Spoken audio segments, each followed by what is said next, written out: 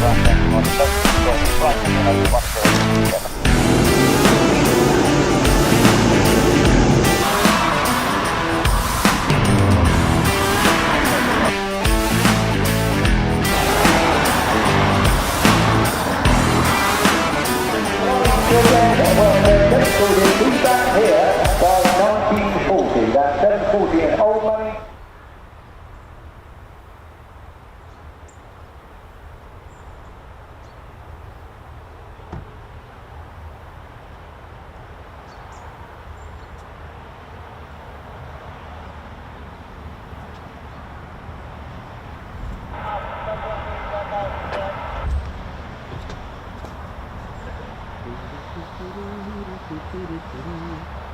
I think you're good, mate.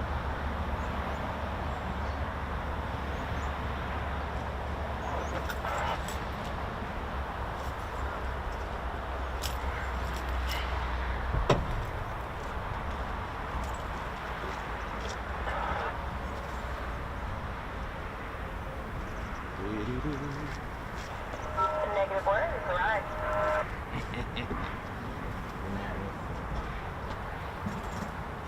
48, Ted, that's what it is, mate. Ted, you got your flag, mate? That's good. Right.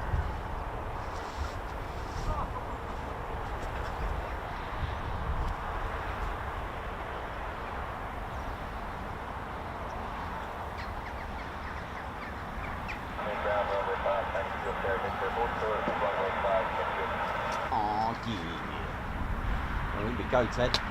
Back at the 48. I thought we haven't been for a while, Ted. But, there we go. How we doing, ladies, gents and teddy bears? Hope we're all good. Welcome to the Ted Coningsby channel. We're live at RAF Lakenheath. Oh yes, it's a bit drier than yesterday. Ted and I have just about dried up. It's still getting over it, to be honest. It was pretty bad, but here we are. It's a bit drier anyway, to say the least. Here we go.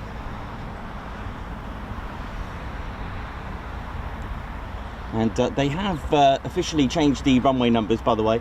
They are 05 and 23. They are using runway 05, ladies, gents and teddy bears, which I think Friday is looking like that as well, which is good.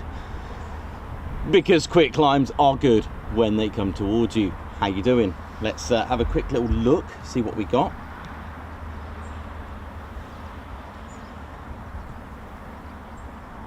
Welcome to RAF Lakenheath, ladies, gents and teddy bears. We should see in the distance F-35s and F-15s eventually. That's fine, that's fine.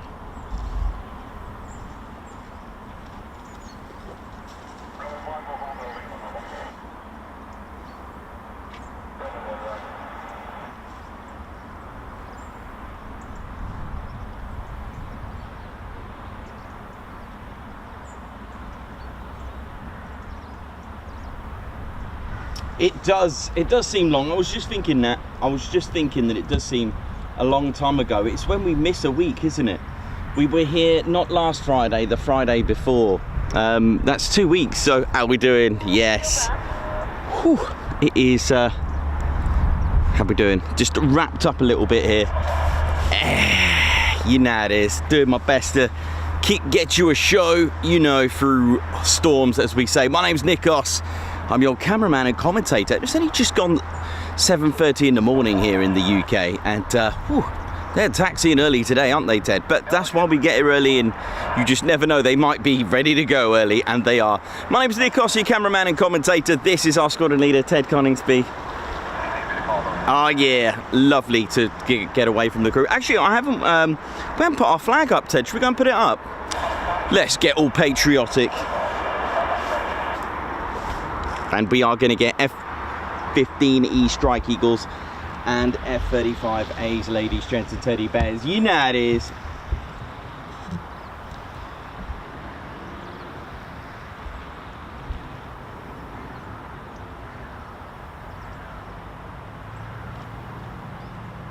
Okay, nothing taxing just yet, but they are on their way.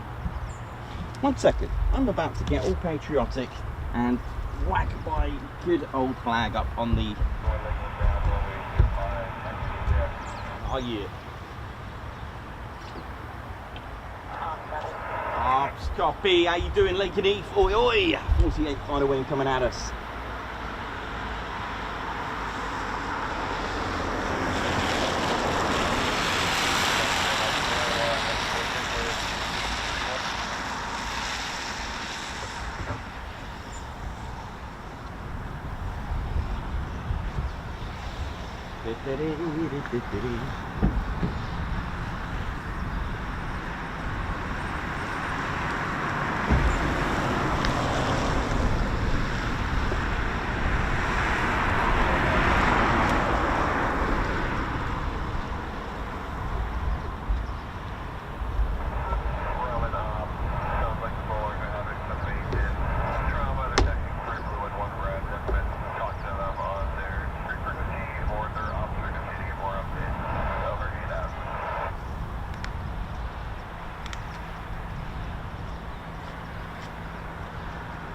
Red Ted.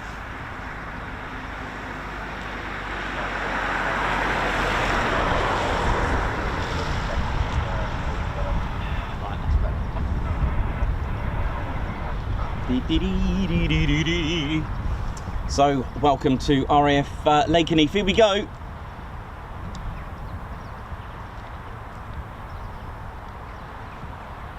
There we go. So it's home to 4 combat-ready squadrons. We'll start with the F-35 squadrons as they're taxiing now. We have the 493rd Fighter Squadron, the Grim Reapers. Fear the Reaper! Oh yes, always. The 493rd have been an F-35 squadron since 2002. Very briefly, when they said goodbye, 2023, sorry, excuse me, when they said goodbye to their F-15 C and D models. And Claire Bear and I got to see them through the Mac Loop for, I think it was 6 of the finest, which was awesome. And next up are the 495th Fighter Squadron, and they came back after 30 years of being inactive. Since 1991 that they were inactive. So from 77 to 1991, the 495th Fighter Squadron, which I think these are these F-35s are from the 495th. Now they were known as the Thundervarks then, from 1977 to 1991. RAF Lakenheath retired and said goodbye to their last F-111 Aardvarks, and the 495th were known as the Thundervarks, not the Valkyries at that time.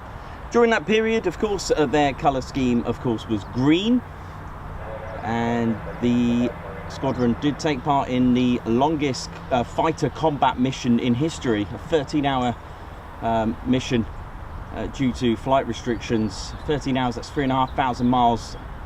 And yes, I saw pictures of some of the crew coming out of their F-111 Aardvarks, and they looked drained. I mean, 13 hours, solid concentration on your mission, all the way to Libya, and it was a 13-hour trip, round trip for them. But anyway, when Lakenheath said goodbye to their F-111s, it was a bit of a change for the wing itself.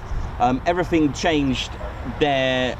Their tactics, their way they're thinking, because of course we had the Gulf War as well, and the perception had changed at the time. And you may have a patch that says TFW for 48th TFW, or you may have a squadron that says TFS, Tactical Fighter Squadron.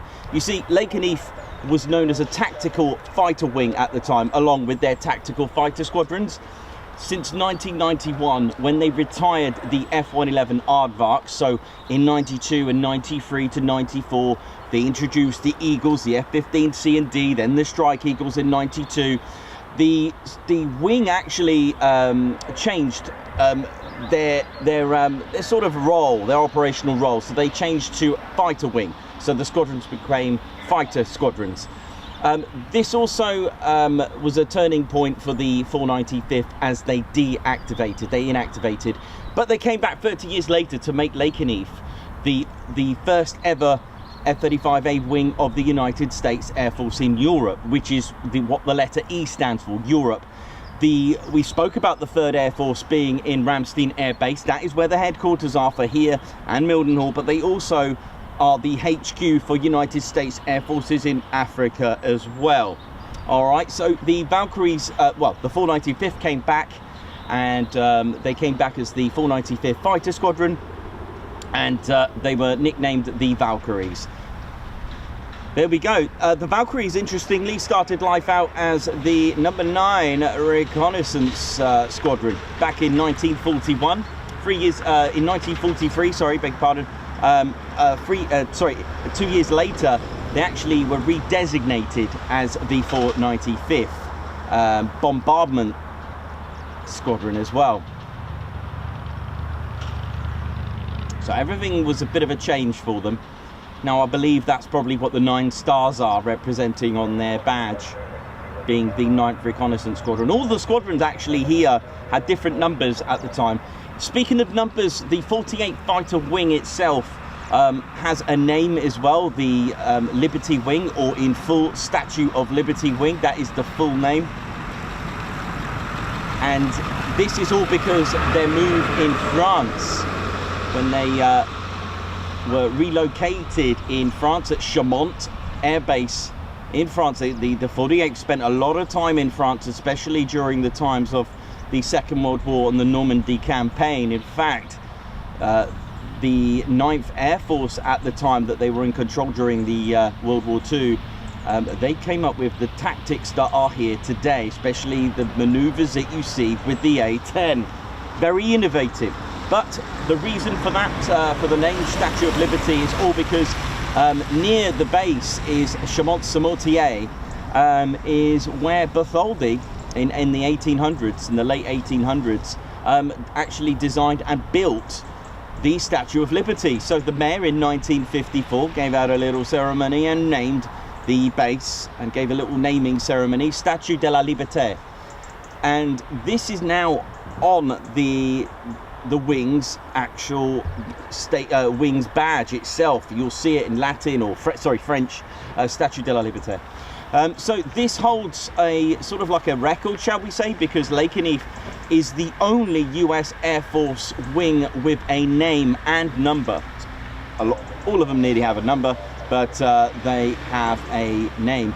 There is a 3-meter replica version, I believe, here at Lakenheath somewhere. And of course, there was one at Chaumont Air Base as well. Here we go. They didn't actually come here until 1960 as well, but I'll give you all the details later on in our full history spiel. I think the, yeah, there they are. I was going to say they were running a little bit late, the F-15E Strike Eagles. Wakey wakey for me, they obviously started a bit earlier than planned, but here we go.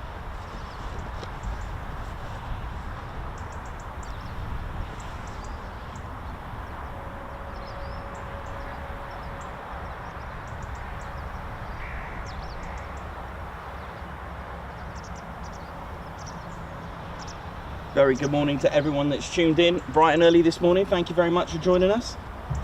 Big oi oi to everyone.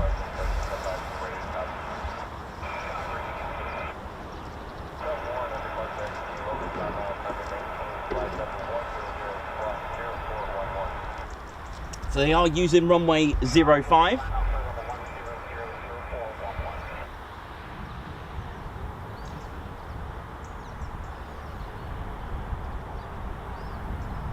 Welcome to the Ted Coningsby channel, ladies, gents, teddy bears. Don't forget to hit the like button. A bit earlier than anticipated, but here we are. Oi oi, RAPCON. RAPCON, radar approach control. That's the communication squadron at the LN Tower there. Big shout out to them. Big shout out to all personnel. Now, the flying component of the 48th Fighter Wing is actually the 48th Operations Group. That's why sometimes you see OG written on like a special tail with the colours and markings represent. So you got here in the distance the F-15E Strike Eagles. They are coming towards us, which is pretty cool. The light is perfect, actually. It's not bright, it's just right. Sorry for the, you know it is. Very good morning to everyone that's tuned in. Don't forget to share and care, thank you. That'll be much appreciated. Thank you very much, ladies, gents, teddy bears. Smash that like button. And of course, subscribe to your one and only Ted Coningsby channel. Oh yeah.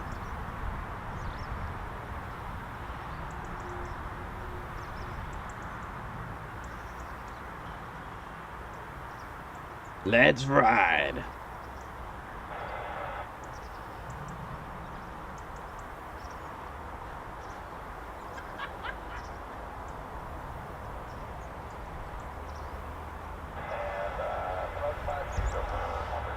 Welcome everyone that's tuned in bright and early. Thank you very much. Or even welcome to the later show, depending on where you're watching from in the world. We do have a worldwide audience.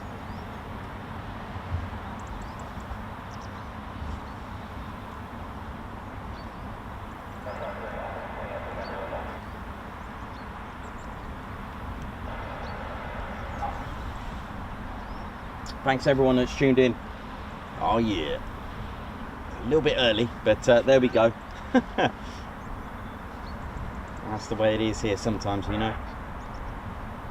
Been caught out a few times where 6:40 in the morning they were taxiing. I was thinking, oh, I've got to set up really quickly.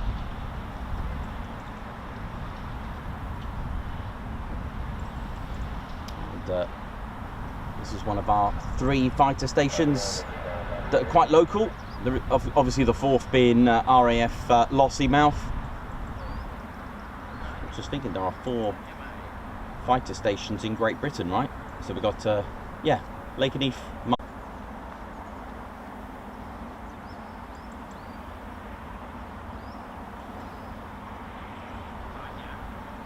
But thanks for tuning in, everyone. Thank you very much for supporting the channel. It's, as you can see, a bit drier than yesterday.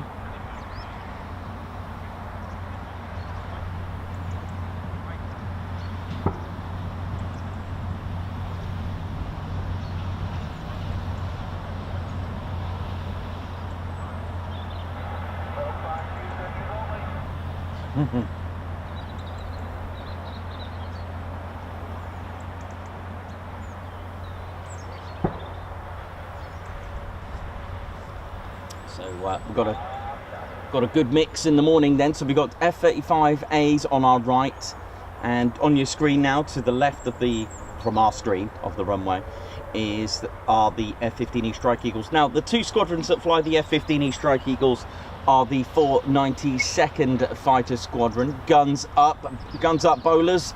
They are officially known as the Mad Hatters, which suits us fine.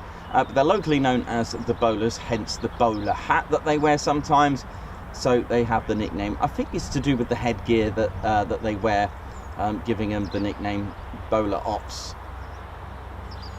Next up are the Panthers, the 494th Fighter Squadron, Bleed Red.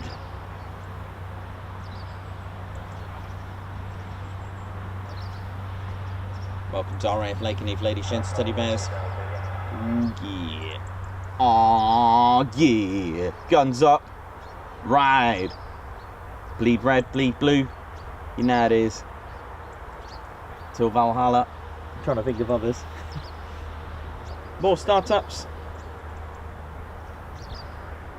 Margot Baxter, Mayhem Marshy, Jeff Hughes, Angela Farley, Davey. Oi, oi, hope you had a good birthday, Davey. Now, today, where is your bowler hat? Just to give you a bit of info. 2 weeks ago, we lost one of our good fans, and he's with us in spirit, and the family we've been quite connected to the family. That's Muriel, Ange, and Nick Hudson, and today's the day that we give our goodbyes to Mike Hudson, and who's having his final departure today. So I want to dedicate the very first departure to Mike as a part of the funeral today. We'll send that off to him. How's that?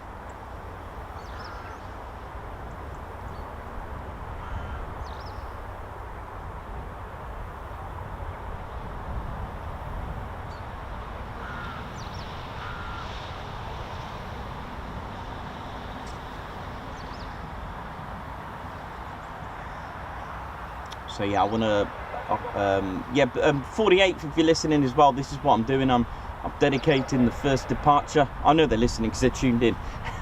But I just want to dedicate the first departure as a send-off for one of our fans that sadly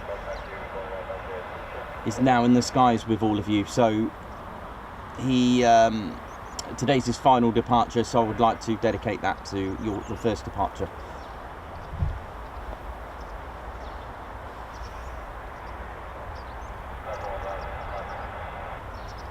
Statey Waters, how you doing? Perry, how you doing? Perry's Matman Bush. Remco DeVray.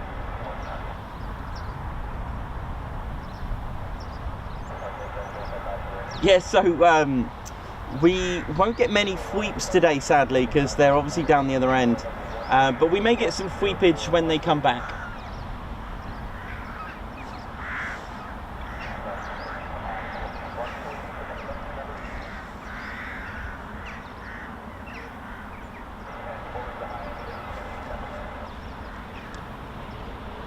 He's on it. He's on it.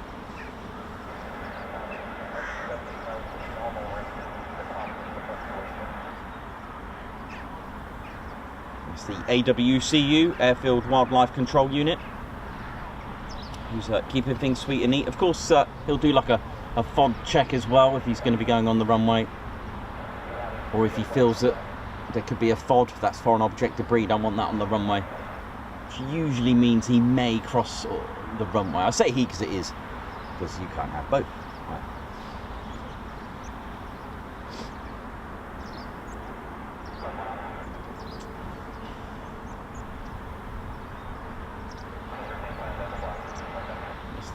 Ask my little mate here. Are you going to stay there, mate? Is he going to stay there? Yeah, he is. Dude.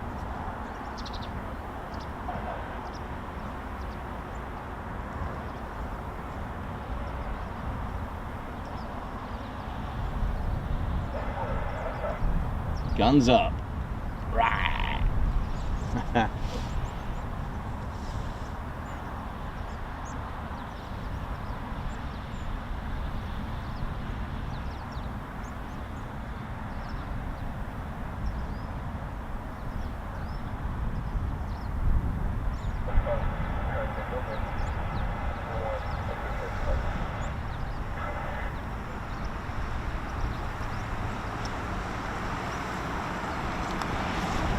Yeah, that's our little mate, the wagtail.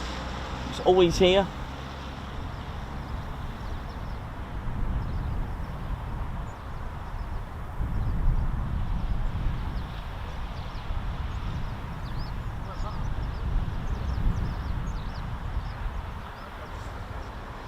So what we got there? 3 F-15 Strike Eagles. There is a 4-ship somewhere.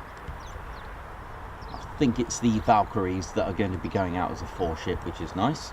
It's all good. So we should have about, well, we've got a minimum 7. I say that because that's what I can see. Well, there were 4 of the Valkyries, and at the moment on the screen we can see 3 F-15 Strike Eagles. Oh yeah.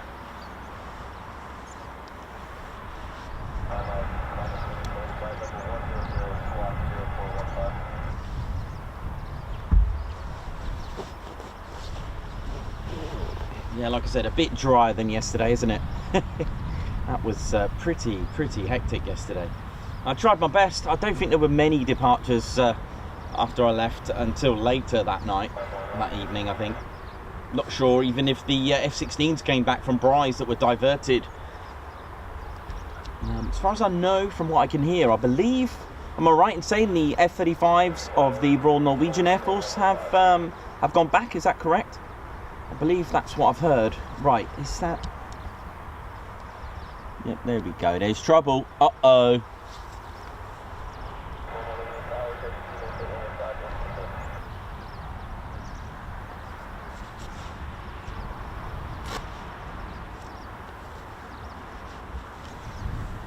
Start hitting the like button, ladies, gents, and teddy bears. Let's ride.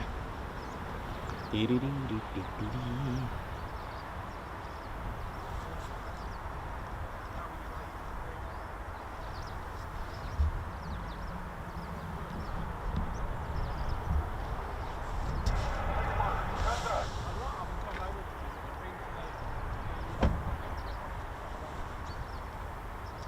guess that's another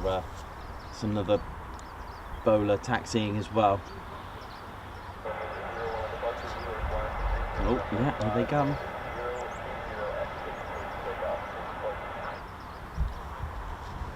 Clear for takeoff, change to departure. Just remembered something. Sorry.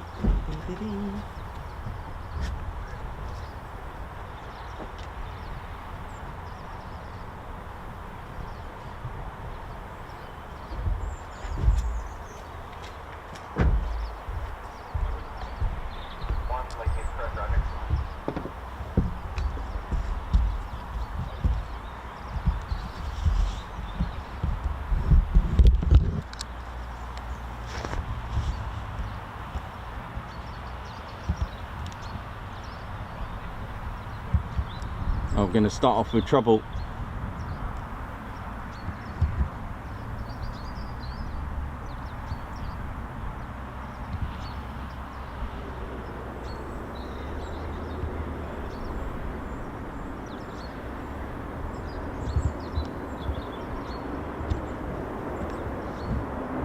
To Mike.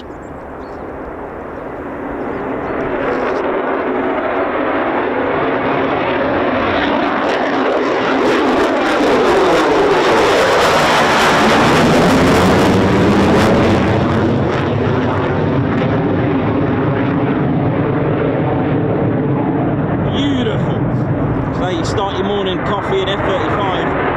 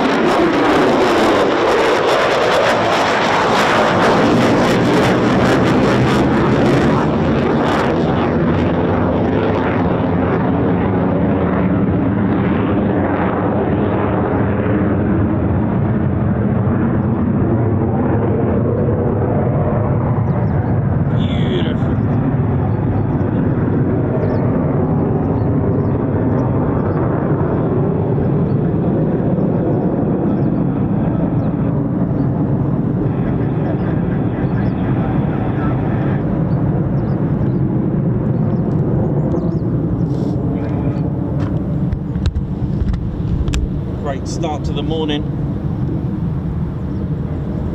Just 131 decibels exactly on that.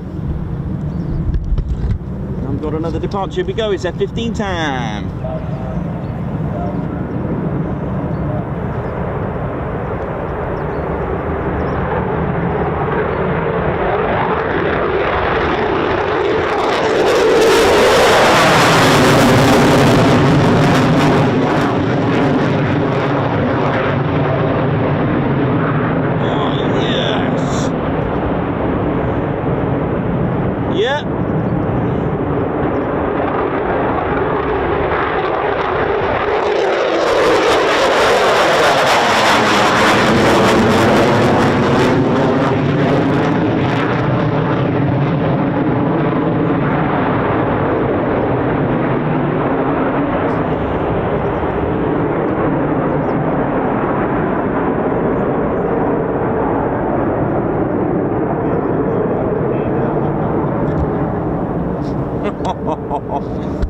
Well, I think that was a bit louder due to the afterburner, I reckon.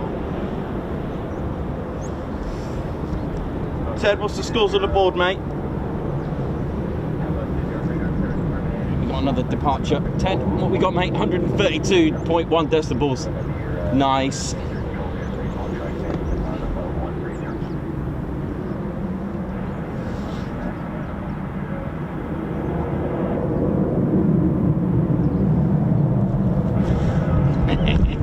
Just adding a bit of spice.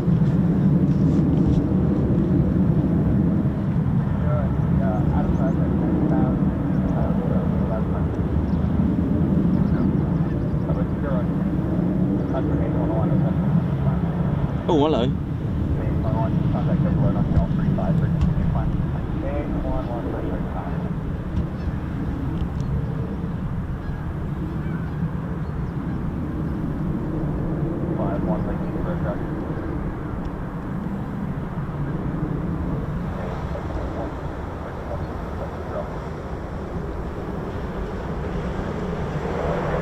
Oh, look at that.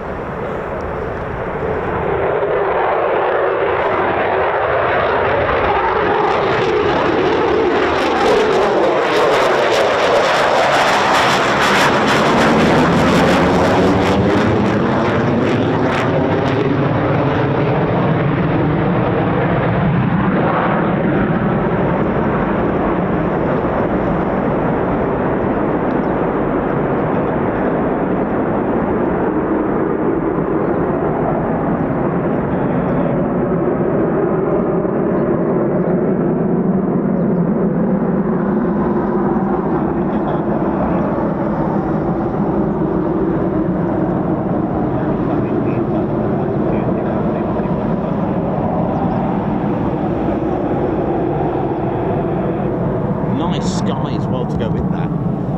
Oh, we've got another one.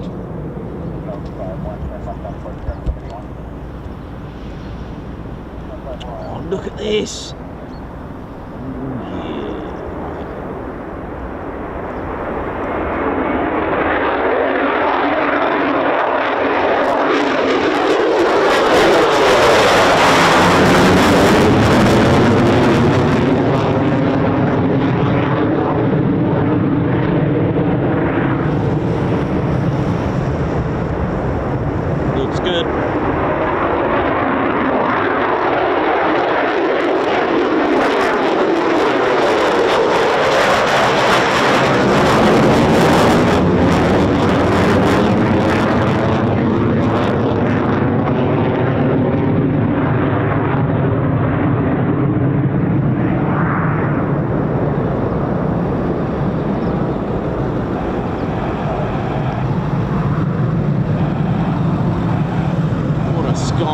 Absolutely beautiful, isn't it?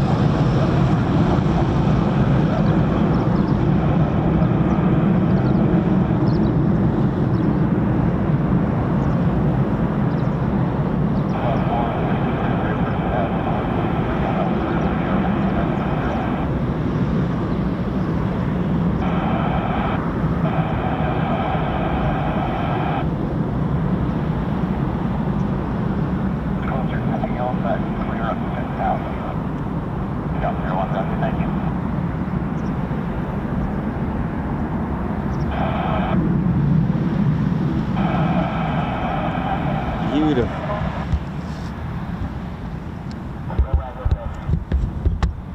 Oh, good start to the morning.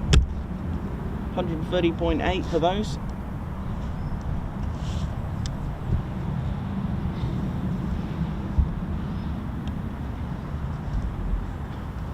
Welcome to the Ted Coningsby channel. How we doing? Hope we're all good. And Ted's just going to show you the latest on that one. 130.8, lovely.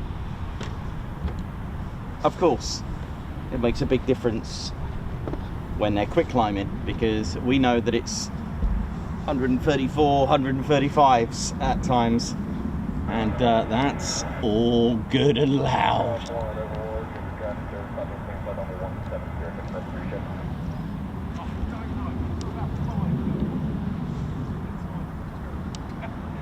So what's that, 10? I've actually counted them for the first time ever in history of the channel, for me.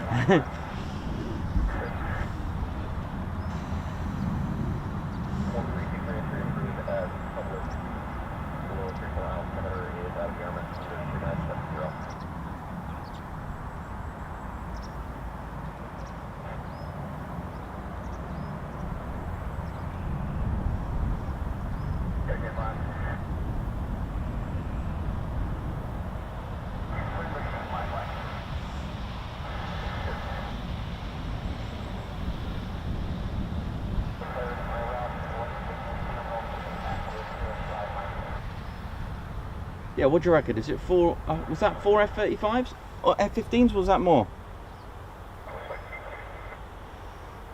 Don't forget to hit the like button, ladies, gents and teddy bears. Oi, oi, Chris Blocks, how you doing? Good morning, thanks for your messages, mate, much appreciated. Oh, yeah.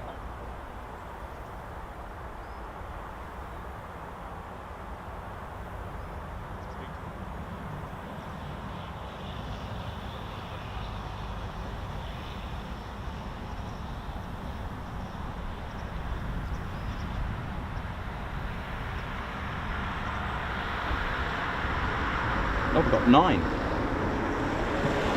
9, was it 9 in total, was it?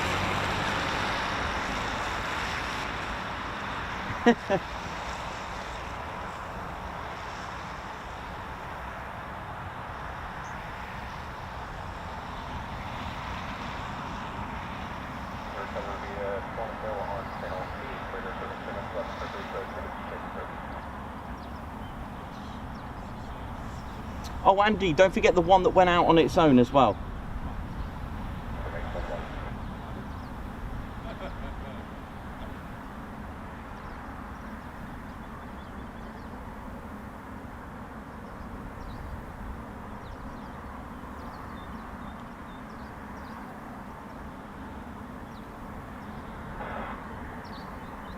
Yeah, don't forget there was one that went out on its own. Hope we're all good, ladies, gents, teddy bears. A very good morning to you all. Let's have a look at the catwalk. Now, the legendary catwalk, as we see the aircraft taxi down that. Sadly, we'll be seeing them taxi, or taxi back rather than taxi to the runway, and that's all because they're using runway 05, which is quite nice. So yeah, the record to beat is 132 decibels. Oh yeah. Welcome to the Ted Coningsby channel.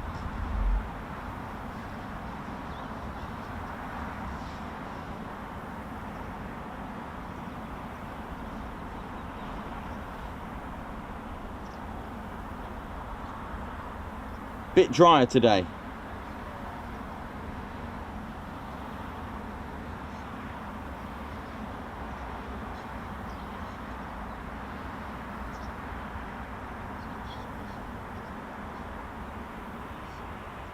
How are we doing? Chris Blocks and Mayhem Marshy, Stephen Corley, and the cats watching from the from Jersey, from the Channel Islands. Hope you're all good.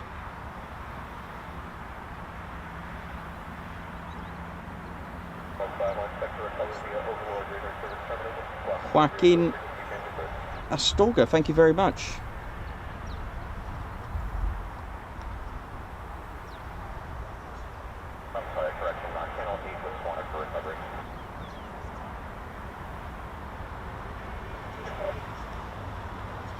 So easy to lose track of the movements, isn't it? It's very, very easy. So this is what we call the catwalk. It's not officially called that. It's actually just called a taxiway.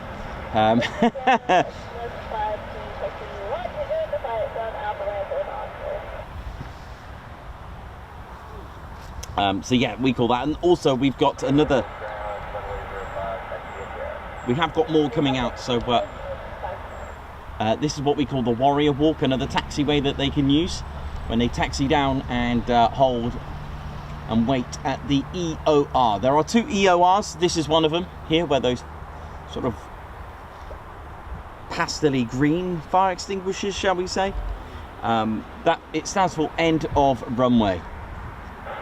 Again, that's the sort of like the main EOR as well that we see quite a lot. And that's the way the fighter generation squadrons do their checks. It's a post-taxi check.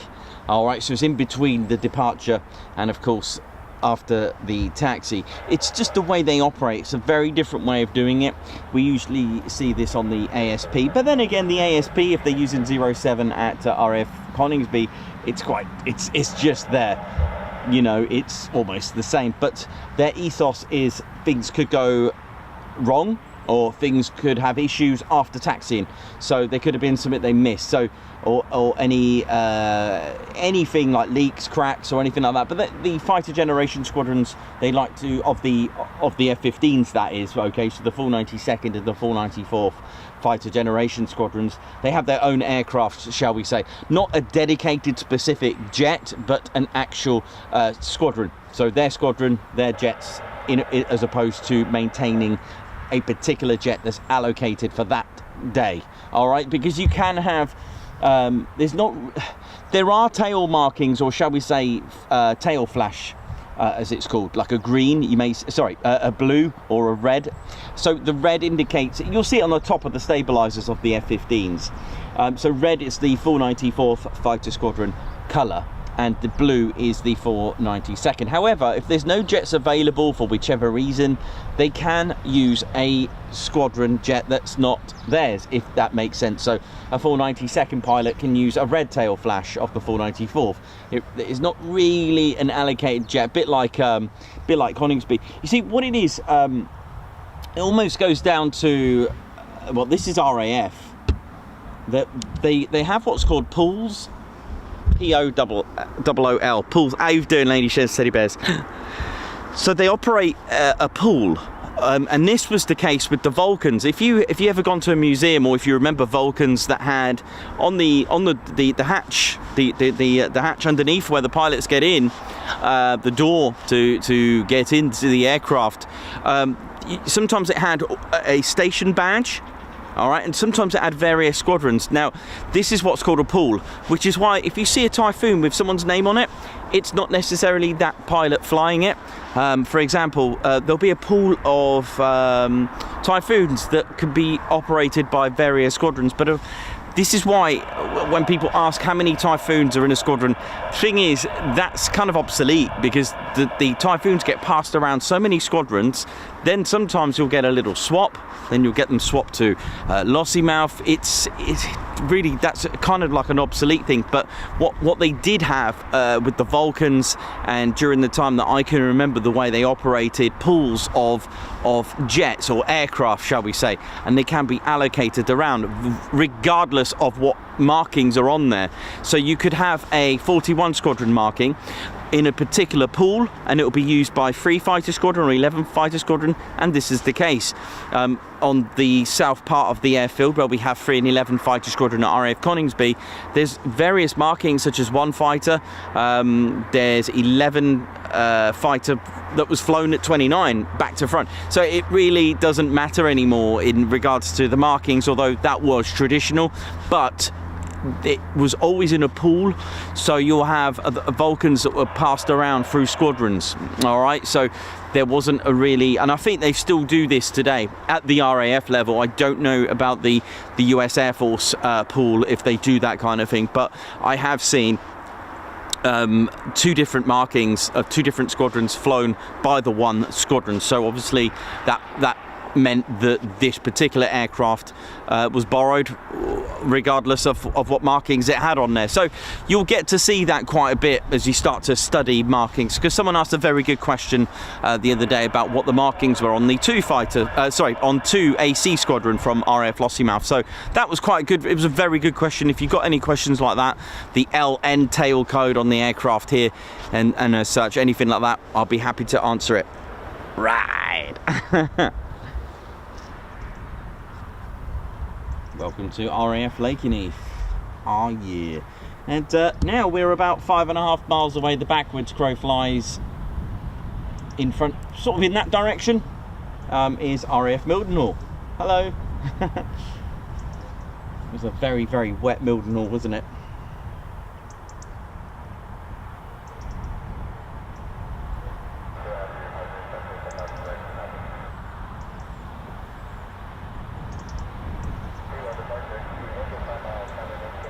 Joshua Brown, Andy Stretton, Alan Burden, oi oi, Stu North, Mayor Marshy, Angela Farley, how's it going?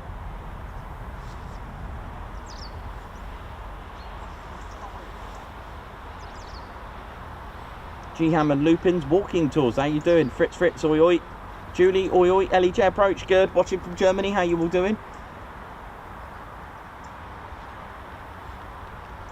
Hope we are all good. This is part of the ILS system, the instrument landing system, which we can talk about later if you like. That is the vertical, that's the glide slope. And I've got the localizer to my left. If you ever hear the localizer, again, this is part of the ILS.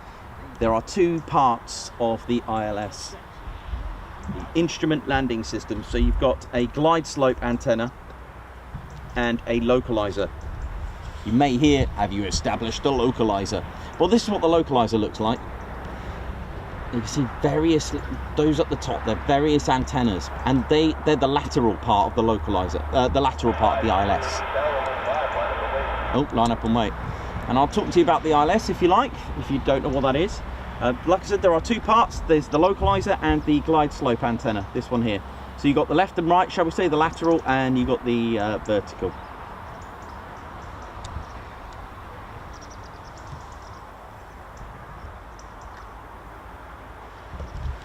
Line up and wait already.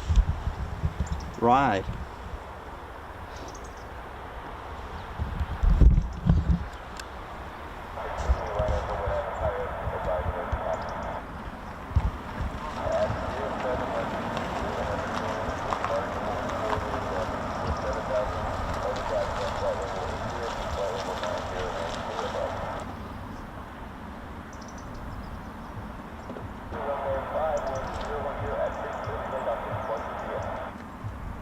Go, change to departure.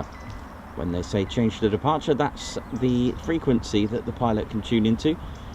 There are various frequencies around the base at any airport. There's different frequencies, ground, departures, approach, lots of talk down, various operational ones as well.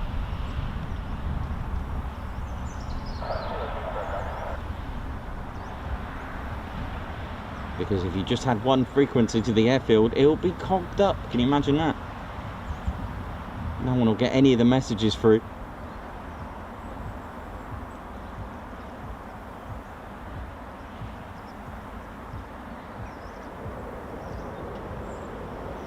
So, movement number 11. Here we go.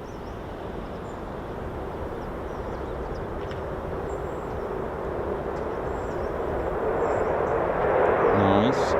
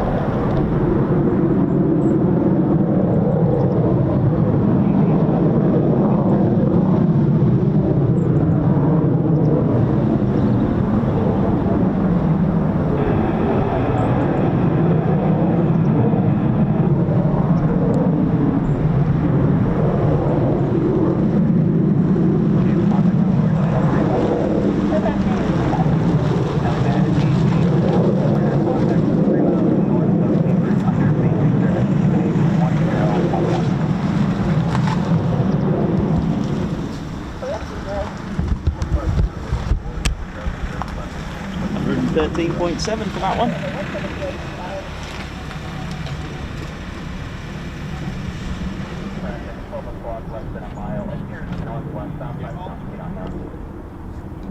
So that's the glide slope antenna. I'll give you a moment. Just bear with me a sec.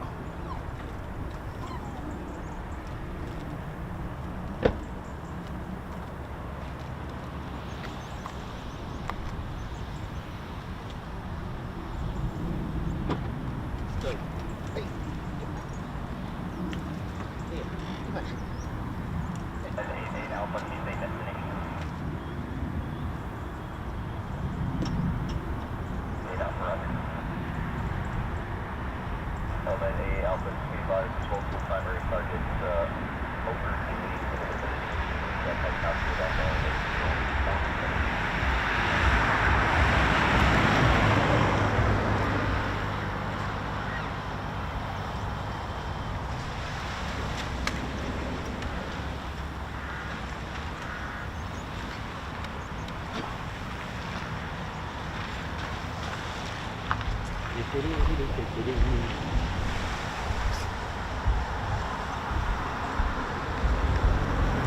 we doing, ladies, gents, teddy bears? So, ILS, ladies, gents, teddy bears, for those that don't know, I'll give you a little bit more in-depth than I usually do. Now, there are two types, really, of flying. VFR, you may have heard that, and IFR. So VFR is the visual flight rules. So that's basically a pilot just using no instruments, just using a visual. So on a good clear day, visibility is good, you can use VFR. On cloudy days, overcast, foggy, really bad conditions, pilots can use IFR. That's instrument flight rules. So there'll be instruments that will help and assist the pilot to land. What are these instruments? Well, the ILS is one of them, and that stands for Instrument Landing System. There are two parts, like I said. There's this is the glide slope. Now, I'm going to start off with the localizer. Now, the localizer is situated at the opposite end of the runway in use. So there's one here. So this will be for runway 05, and I'll explain why. Okay, so this is the localizer. Now that does your lateral. There are little antennas on there, and they give out some frequencies, probably aiming towards us. When you hear "have you established localizer," what does this mean? So there are left frequencies and right frequencies being pinged out. Now this is just a guess, this isn't exact, but the left frequencies will be pinging out something like 90 hertz, all right, and that will be all the way to the left of the center line, and it goes out towards runway 05. Don't forget, it's situated opposite the runway in use. Okay, so there's going to be one. So for runway 23, the localizer's all the way down the other end, right?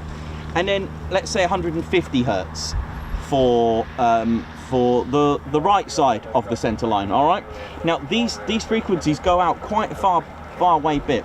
Now pilots can tune into the Morse code to make sure that it's like a little Morse code, right, honestly, and they can just make sure they've got, especially when you've got airfields very close to each other, they know that they've got the right localizer established. It's when they've connected to that frequency, all right? So when they've got that, they're connected to RAF Lakenheath's localizer, the part of the ILS, all right? So bear with me. So they've connected to it, whether they're on the left or the right, they've connected to the frequencies that have been pinging, all right? It's almost like a radar that's pinging out a little bit. That's the localizer. I don't know how far it goes out, but it does. So when the aircraft is on approach, now I'm going to use runway 23. So the localizer is positioned. We can't see it. It'd be a miracle. Oh, by the way, there's the glide slope antenna for runway 05. By the way, all the way down there. The localizer's somewhere, probably out of sight. Just dip down there, right? So we're an aircraft. We're establishing the localizer. We've got it. Now then, it's really bad conditions, but you know, all you've got to do, all right, this might sound easy, is match and get the two frequencies in the middle, all right? So if they were actually colors like yellow on the left and blue on the right, you want green, right, to be in the middle, okay? So the pilot knows they're on the center line, but how about the height? So the height is controlled by the glide slope, positioned here at the glide slope. That's where they want to get down to on the touchdown, all right? Now, this is not always the case, but it's usually 3 degrees, the glide slope. What does that mean? Well, it's 3 degrees. If you start there and got a protractor and did a 3-degree imaginary path, which is called the glide path, it goes all the way up 3 degrees. So you're going to have to do some Pythagoras theorem with tangent, hypotenuse and all that, and you'll be able to work out, right, how high the pilot needs to be spot on, all right? So that's what the pilot's getting onto. That does your vertical, all right? So you got the lateral part, you know you're on there, but how about your height? This is where this antenna comes into it. What is the pilot seeing? Right, okay, bear with me. Here's something I made earlier, all right? This is what the pilot's seeing, although not so many diamonds. That is really basic, all right? It's gonna have a bit, you know, a few more things on there. What the pilot, so this is your localizer. Are you left or too far to the right of the center? There's your center line. That's what the pilot needs, that diamond there. And this is your glide slope, all right? So here, right, this is where I've always said it's all to do with the opposites, all right? If the diamond is here, the pilot is not too low, the pilot's too high. So he needs to come down a bit and that will move there. If the diamond is over here, okay, so the pilot has got, the pilot's at the correct, height for the glide slope, but the pilot's too far to the left, it's opposite. It's gone all the way here, so he's got to bring that round so it goes here. All right, does that make sense? The pilot's way out on this one with height and the lateral at the moment at this stage, so the pilot's too low and too far to the left. All right, this one too high and too far to the right. This one again, like we said, it's spot on the center line, but too high. Just got to bring that like that. Now, once the pilot has got it spot on, right? It is actually a diamond in there.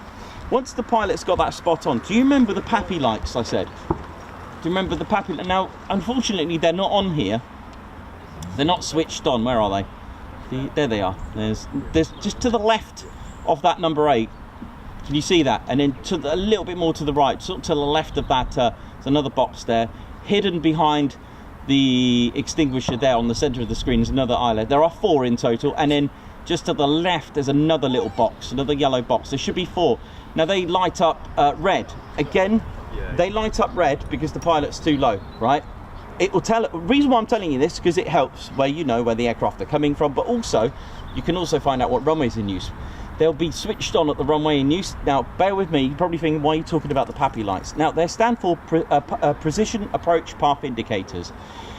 Now, for us spotters, brilliant. We know that they're off, and that means they're using, well, there's 2 things, right? They're switched on at 05, great, but check your ATIS because it could be that the runway's shut, finished, closed, all right? Don't forget that, don't get caught out. But why am I telling you about that? Right, so these are also made at an angle of 3 degrees as well. Why? Because they're an aid to assist the pilot to make sure that they are at the right height. Again, why use that when you've got this? Well, I'll tell you why. So they change colour cleverly to white depending on the angle of the height of the aircraft. So it's done at a 3 degree angle. So the pilot's looking for 2 white and 2 red. All right, and it's done because of the way the angles are on the glass or the lenses that they put in there. If the pilot sees all red, too low. If the pilot sees 1 white and 3 red, slightly low. 2 white, 2 red, perfect. 3 white, 1 red, slightly high, and then all white, too high. All right. But the reason why I'm telling you this, imagine you've pretty much you're in this situation here. All right. You're all good, but do you really want to keep going? Looking at the here and then the runway. Looking at here, then the runway. Looking at your ILS. And then the runway. You don't need to. Once you've got yourself in this situation, all you need to do, look ahead at the PAPI lights. Make sure you've got it 2 white, 2 red. You're all good. So it helps a pilot just sort of once they've got that ILS approach sorted, they can just they can now concentrate on the runway. All right, they don't have to keep looking if they're not too confident, depending on the weather. So it's very, very important. There we go. ILS, this is basic, all right? So if you want to know even more and learn about it even more, especially if you want to become a pilot or anything, then like I said, this is just real basic. That's the way I've kept this channel. It's real, it's like these guys go up every day, don't expect them to go. I genuinely hope on the train for it, but it's pretty enough.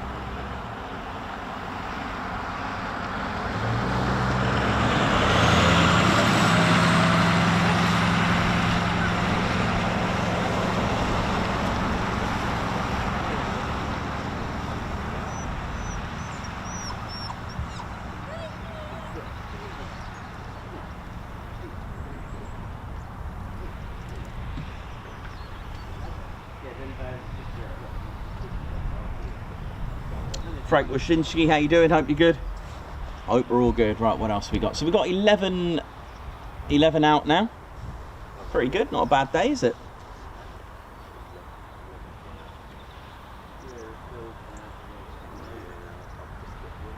So that's 5 F-15s, right?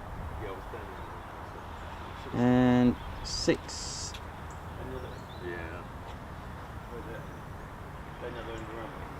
there another view on there? No, it's not really. But it's quite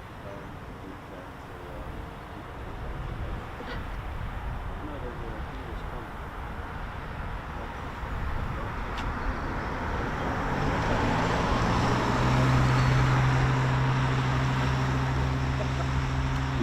So just that's the tally so far.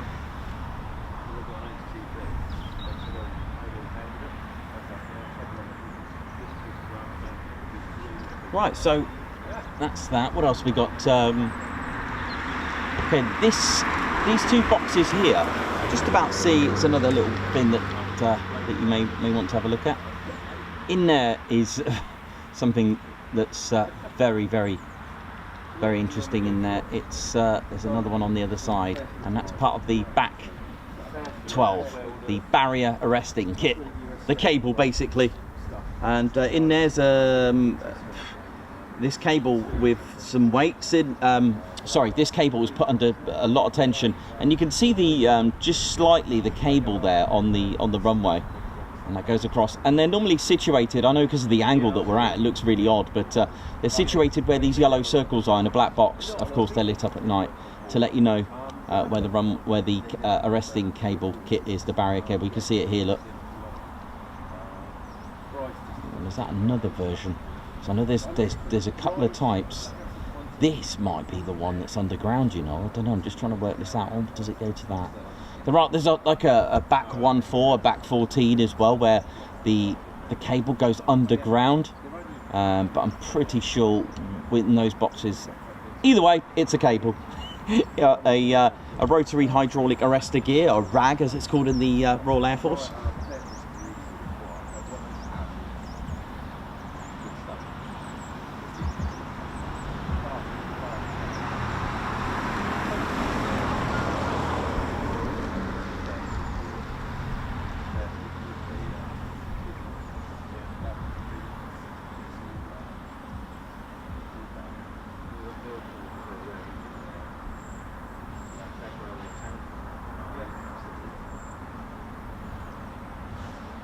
How's RAPCON doing? Radar approach control, there they are.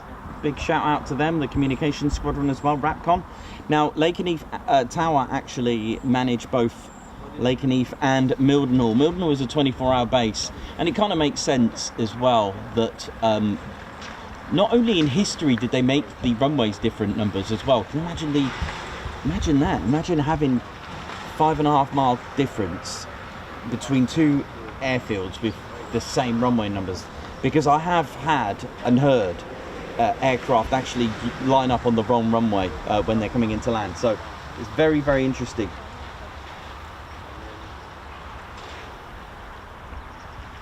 They usually do about 9 to 12 hours.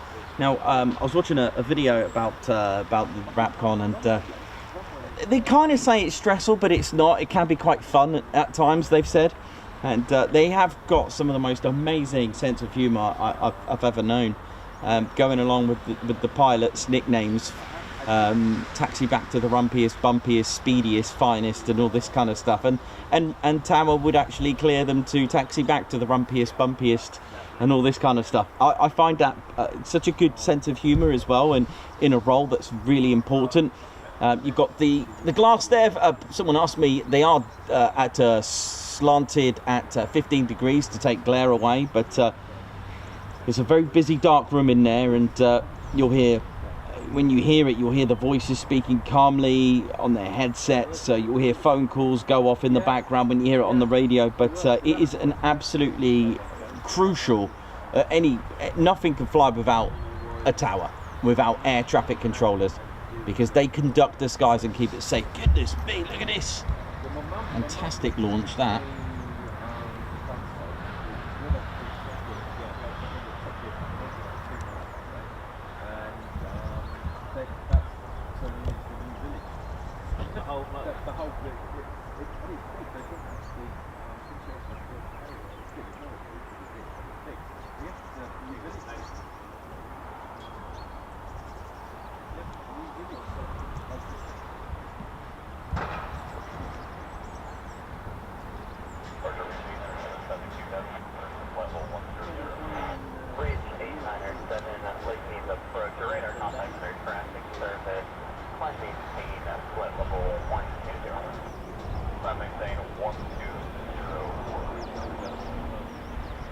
So you may have heard flight level. What does that mean? What's that good for? So flight level is the altitude.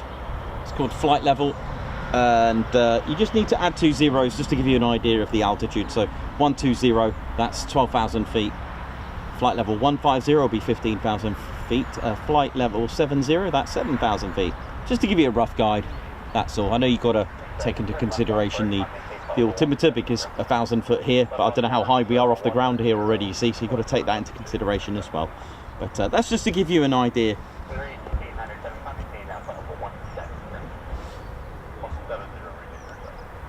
So again, that's all managed here. And the RAPCON, or Radar Approach Control Center, is it's manned 24 hours a day, 7 days a week, and they are responsible for the airspace stretching approximately 40 miles in each direction of the base. So a nice range there, and it ranges from surface up to 19,500 feet. Now the airmen coordinate with different control agencies in the UK as well, and other countries, so they can execute flight plans for RAF Lakenheath and RAF Mildenhall aircraft as well. And also it plans routes for the transiting aircraft to and from deployed locations. So they'll be on the case with Reach, the call sign. I didn't catch the numbers on it, but the RAPCON ensure and make sure that the pilots stay safe when they are flying. Basically, they're basically assisting them from blacked out windows to the skies. Basically, the pilot doesn't know what's going on in the skies when they're on the ground. They give them all the traffic, what is in the air, details on the weather, and make sure they get to where they need to go safely. That is the key. It's all about safety. Now, the RAPCON's airmen, when they come to a new base, even experienced RAPCON airmen, they go through a 3 to 4 month training period to learn the new airspace, the altitudes they own, the runway configurations, and of course the type of aircraft assigned to the bases, as well as their performance and characteristics. Because at the end of the day, an airman working in tower needs to know what type of aircraft they're flying. If you've got an F-35B you're not familiar with and asked to land on the pad, as an air traffic controller, if you don't know what that aircraft does, then you're in for a treat. So it brings previously experienced controllers back to the basics. Now, in order to stay sharp as well, with all their responsibilities, the RAPCON airmen, they take monthly proficiency tests as well, and continuous on-job training, such as working with radar simulators as well, which keep them on. What is that? Keeps them on top of their game. They also sequence departures and arrivals simultaneously out of Mildenhall and Lakenheath, and they're also sequencing and coordinating flight plans, intentions of the arrivals and departures, and flight in the region. That's where I want to be. Absolutely it is, totally. And they need to learn both UK and US standards as well. So even the QFE, the pressure is done in, is it millimeters of mercury or something like that? And of course we've got hectopascals. That's it. You know, it's a lot to learn, but and also depending on the operational needs of an airbase's flight line, air traffic controllers can either work at the air traffic control tower or on the radar approach control. There are two positions that work cohesively to ensure smooth and flying operations. There's even like slides where they write down the call signs and slide them in, a bit like what you see on TV. It's pretty cool. And one of the nice things that I read and seen the video, especially when you are a pilot and you're transiting all the way from the US to come to here or vice versa, but the one I was thinking was the one here. The airman put, you know you are home when you hear that American accent. I love that. I thought that was so cool, because it is home from home. Nice Mitsubishi Lancer Evo 6 or whatever it is. In one of them. Something like that. Yeah, we were just having that conversation. What's that? Yeah, it's based on the Lancer. And it's now an Evo 6, I think it is. Mitsubishi Evo. There we go. So basically, in a nutshell, RAPCON, they ensure aircrew on the ground get on the ground safely and provide worldwide combat air power as well, and unrivaled refueling across Europe and Africa as well, because they also manage Mildenhall. Argue. Car spotting. Oh dear. Yeah, it's well mine. It's done Yeah. Really? Yep. It was jumping outside. It was that well long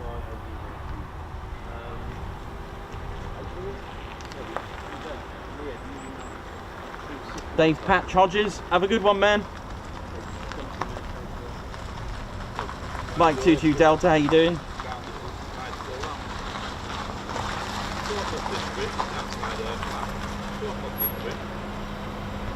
Paul Glover, how you doing? Jeremy Schomburg, oi oi. Very close. That was close. Mr. Chicken as well, watching from Germany. How are we all doing? Margot Baxter watching from Edinburgh. Next day it was still there. So, doing that, did it? But it was there all day. So she took it in.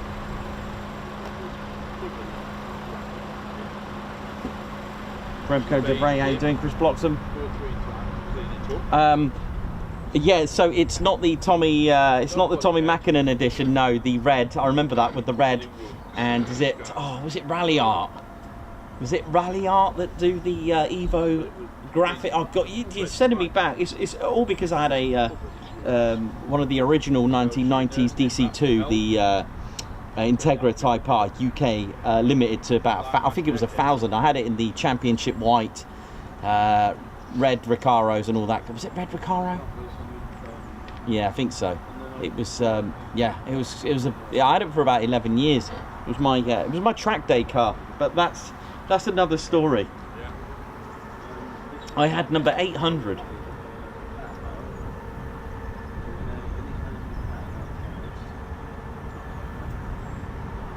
Mr. Chicken, yes, it was Rally Art. Goodness me, the stuff that stays with me for eternity. It's hilarious, the stuff that I can remember. Yeah. Goodness me.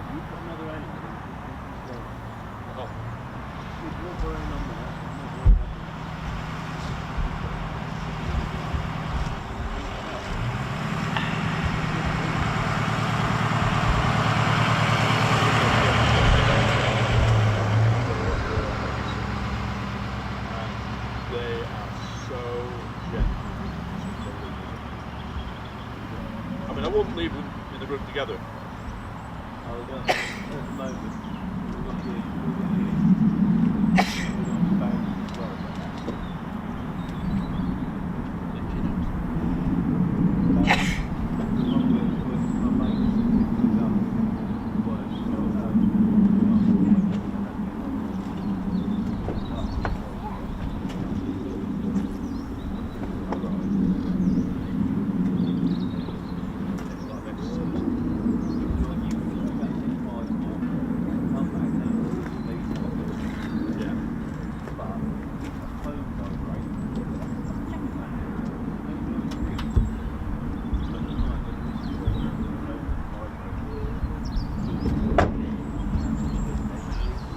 Ladies, gents, City Bears, welcome to the Ted Coningsby channel.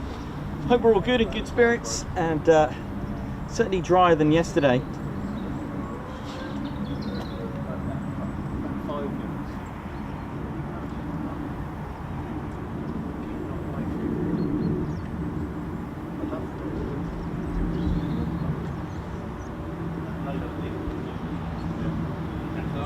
And I just wanted to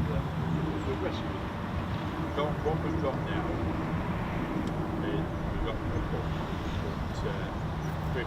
just show you the very first aircraft that was actually here. It was the geodetic airframe that I was going to talk to you about. It is phenomenal. For those that are familiar with the geodetic, and for those that are not, this it's a type of construction for the airframes of aircraft, and it was developed by the British aeronautical engineer Barnes Wallis, for those that know that name, and it was designed in the 30s. Now it makes use of like a space frame.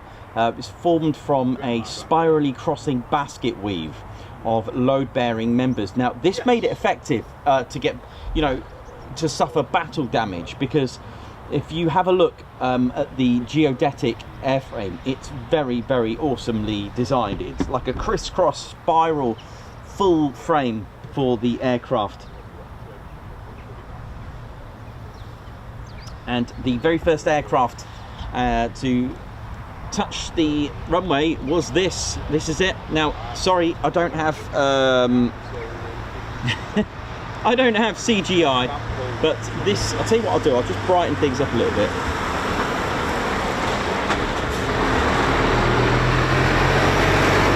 Look at this, the Wellington. Now, these crisscrosses that you can see here, it spirals all the way. It's like a mesh.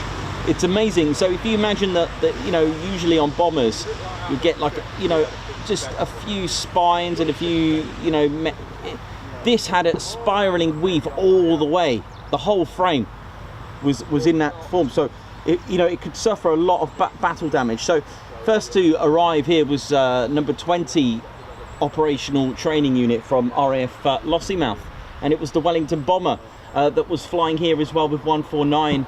And look at that, 199 squadron, the Wellington bomber, legendary. Look at it, absolutely gorgeous. It was the last of the few twin engine bombers, you see, because the Avro Manchester, the Hampden, they were all starting to get that not reliable sort of reputation, because, you know, you're going into battle, you've only got two engines, all right? It might sound good enough, but losing one means you've only got the one left, and that would be the end of it. And you know, nothing beats the power of four engines. So in the end, the Sterling, they made way for the Sterling. But this would operate here at Lakenheath with 20 operational training unit, an OTU, a bit like an OCU. Look at it, it's beautiful. But that geodetic, absolutely magical, beautiful, beautiful aircraft.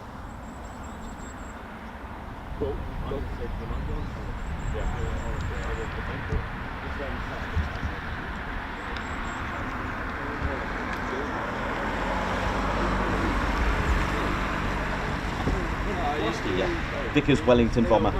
So yeah, the RAF Lakenheath's location, you see, originally, from, if I remember from my notes, is that it was started off as like a training base. You know, a lot of the training for that, and you know, it's like 29 squadrons OCU. You need a unit to train them. But because they were using, I think Guy Gibson might have been there as well.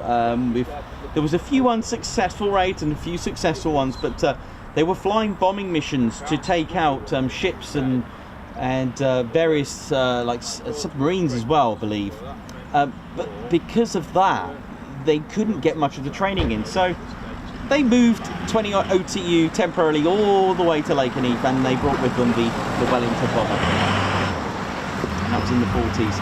And then, of course, in 1941, it became operational because it started life out as a decoy airfield as well in the 40s as well. To just before it became operational in 1940, they made it a decoy airfield as well. And what does that mean? Well, basically, it's a fake runway, a fake airfield, a fake base to deceive enemy attacks and actually accept enemy attacks rather than taking out RAF Mildenhall or Feltwell.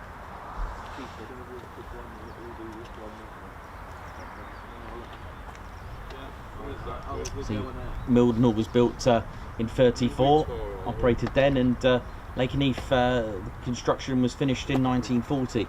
And you know, that's 5.5 miles away the backwards crow flies, and behind me as well, another 5 miles, you know, in the region of where the backwards crow flies as well, is RAF Feltwell. First thing, if you look at it, I've done just short of 5,000 miles since our service. And in that time, through short journeys and anything, it's all there right to, how's that for 62 for the gallon? Yeah. Which that was built in 36, and number 37 squadron operating the Handley Page Harrow there, and the Vickers Wellington as well. We also had a number of other Wellington squadrons such as 57 and 75. the Halifax as well, 192 in 1943, and this is about RAF Feltwell as well. There was also a Lancaster finishing school as well between 43 and 45 there. Amazing, isn't it? But and various RAF regiment squadrons that were there as well. I think the Thor missile was there as well. It was a Thor missile site during the Cuban crisis and the Cold War. But today serves as the part of the 48 Fighter Wings intelligence.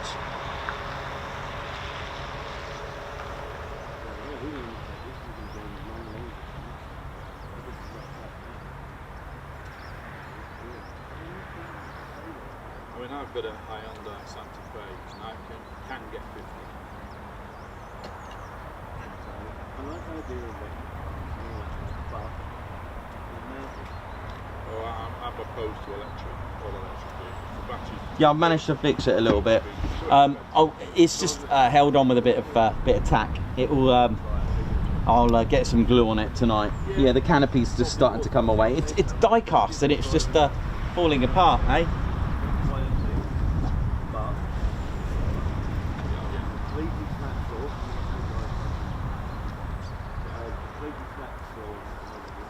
Right, I'm just going to go and grab a cup of tea.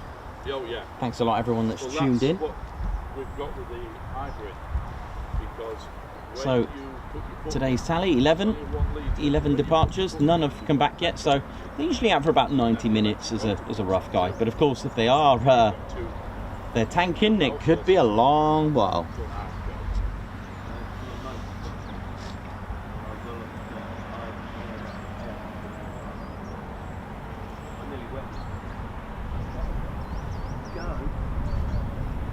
It's just, we used to have an M5, and I thought that.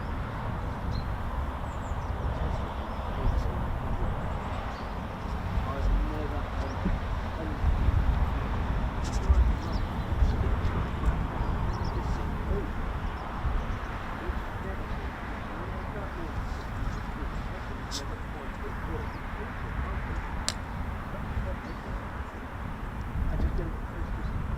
Yeah, you've not got a gearbox to mess about with, you've just got pure torque. I've never in all my days anything so super fast. Although you reckon I've got a record all the way to the fan stuff. It's got a fan in the back and everything. So yeah, the little that's 0 to 60 in about a second. You know, I look at Mash the world other records like horsepower. Yeah, look at Formula E. Yeah, only thing I don't like about that, track tube size is super short. It's really got, I don't know, I'll tell you what we go to is at Ipswich, I've got single yard, I've got electric cars. They pop on downstairs and they've got, they built upstairs, it's electric. Downstairs, gas cars. They put the electric on the gas and like see what they want. So you know, it's within, I don't know, 10 minutes. If you just joined us, how you doing? Oi to you. Hope we're all good. Now then, let's have a look what we got here now. Squadron leader Ted Coningsby just popping on. How you doing, Ted? You good? Ted's excited. I don't know why they don't use the Formula 1 tracks. No, I don't. Oh, thanks everyone for the support. So, a Guards March for Wee Stevie Boy. Thank you very much for your super chat this morning. Thank you, and thanks all of you for yesterday's support.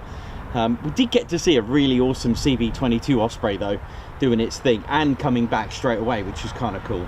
Babsar, high five to you. Thank you for gifting a Ted Coningsby membership as well. Thank you very much. Margot, thank you very much for the super. Thank you very much, Guards March. And Cox, cup of tea for Nikos and salmon sandwich for Ted. Oh, thank you very much. Actually, tea does sound good. I might go and get one. Might start my my tea tally already. Mr. Chicken, wow man. Mario, thank you very much. Member for 17 months. What a journey. And it goes on. Oh yeah. Thank you very much. And oh Margot, I wish, because the burger van is not here today. I know. I know, it's sad times. Everyone's like, no. Guards March, Margot. Gonna have to get an Uber. Oh no. Wee Stevie boy, thank you for the mug of tea as well. Actually, that sounds like a good idea. I'll go and get a cup of tea. That solves everything. I do usually bring a little snack just in case. And today is the just in case. So thanks a lot, Wee Stevie boy.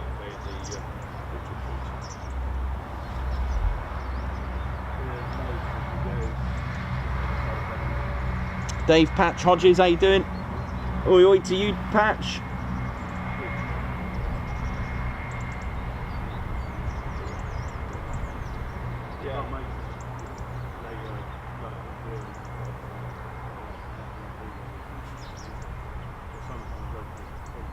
Bruno Koroa, how you doing? From Norway.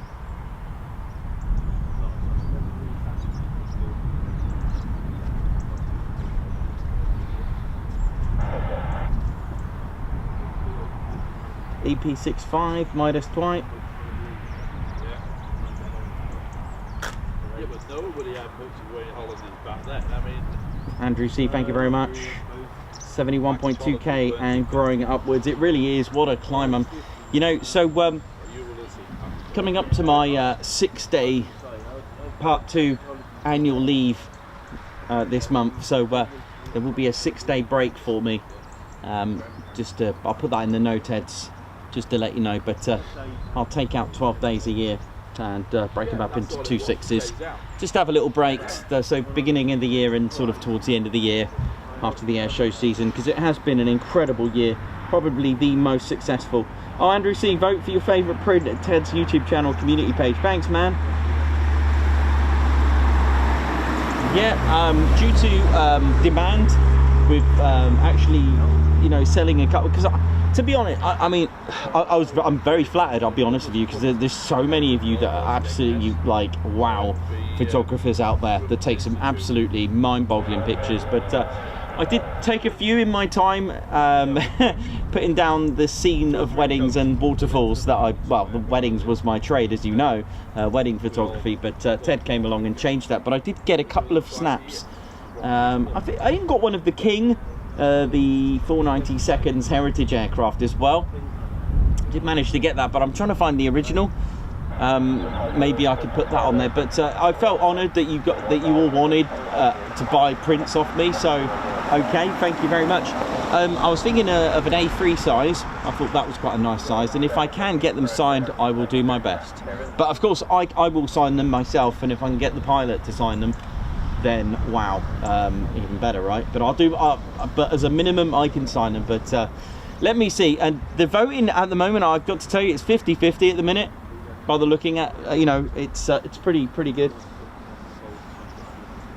But yeah, very flattered to be asked that you actually want to buy my print. So okay, I will put them on. I'll do a limited amount. I'll do like, I don't know, 50 of each maybe. Does that sound all right?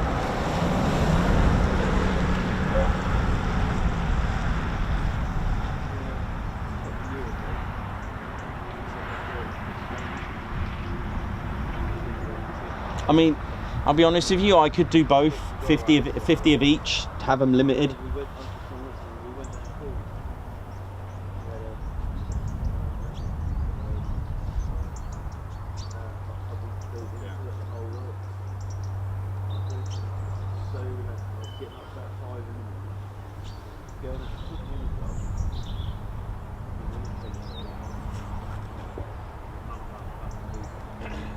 Ghost Dog, how you doing? Hope you're good.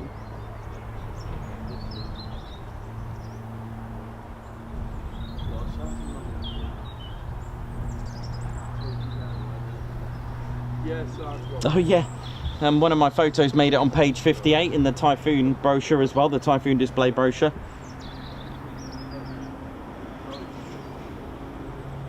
Bex, oh, and Bex again. Oh, this one's quite cool. We've got a C-130 just above. Well, I should be able to catch that before it gets eaten by the clouds.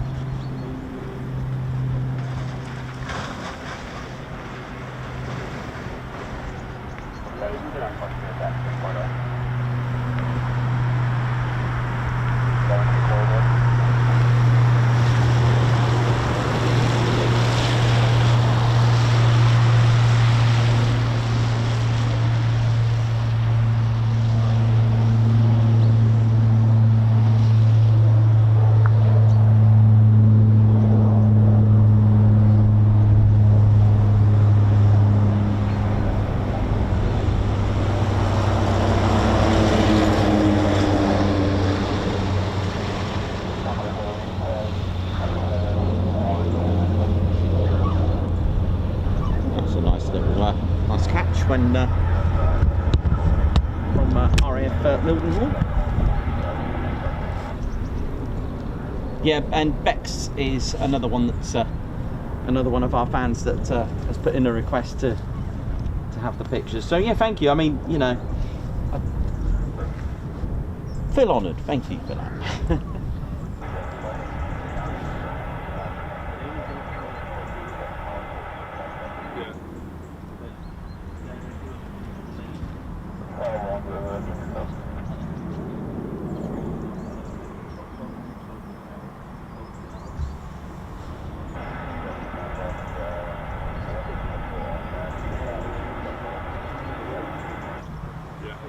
But the yeah, Moody Blue is slightly winging it at the minute, 62%, and Moody Grey's at 38%. But they, you know, to me that's very close.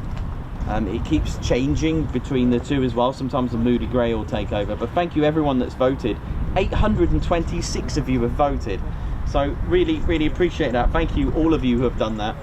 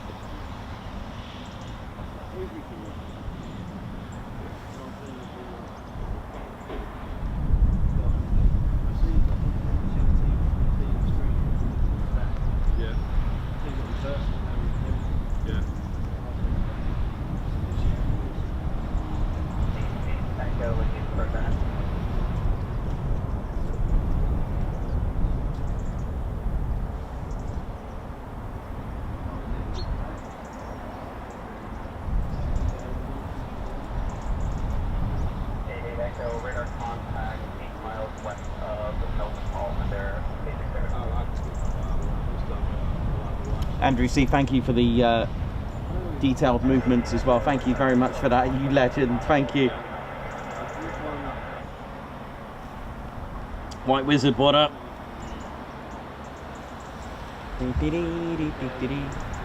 So a total of 11 airborne. None have come back yet.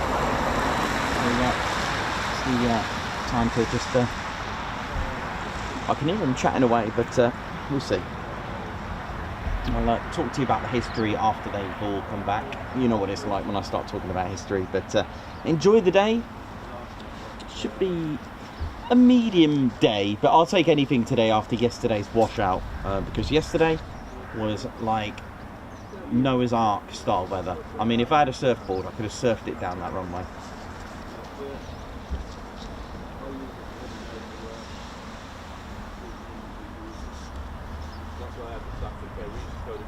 So we're in the official viewing area here at Lakenheath. If you want to plan a visit, don't forget, Monday to Friday. If you are limited to weekends, my only advice is Mildenhall or Bryce Norton, because they are 24-hour bases. But it is potluck anyway. It's not going to be back-to-back. You're not really going to get any fighter jets. They're none are based there. You may get lucky and have a diversion of some description, because it has happened before. Mildenhall's had, I think it was the AV8s, wasn't it? The Harriers came over on the Sunday as a stop-off, gas and go. But that's my only advice. But we're in the official viewing area, so park legally and sensibly. There is an overflow area, but no issue today. It's at there's still about, I think it's at 30% capacity today. It's very quiet here today. Here in the car park. But of course, please follow our guidelines as well. So don't touch the fence, damage the fence, climb the fence, jump over the fence, because you'll be in serious trouble. Those are requests from the base not to touch the fence. And of course, please don't damage it by cutting it. We recommend not to rest your ladders on there. One, it can damage it, but secondly, if you were to fall off there, the first thing you're going to do is reach your hand out to grab the fence, and you don't really want your fingers on this. Ouch, which I've seen before. It needed an ambulance visit, basically. That wasn't good. So yeah, also please, there are bins provided, although they can get quite full, so we always recommend to bring a bag and take your rubbish home. The reason for the bag is just our own recommendation, is because especially when the bins are full. If you put I don't know, tissue in there, it'll just fly straight back out and defeats the object of the whole purpose of the bin, and it also gives you an opportunity to take it home with you. All right. And a couple of other things on the housekeeping. It is a no drone zone. I'm not saying you do this, but you know, I'm not saying, you know, our viewers are the culprits or anything, but I'm just making you aware of other people, and especially other things as well. Those laser pens as well, it has been an issue in the past as well, so please don't bring them. But it's the backwards driving forklift.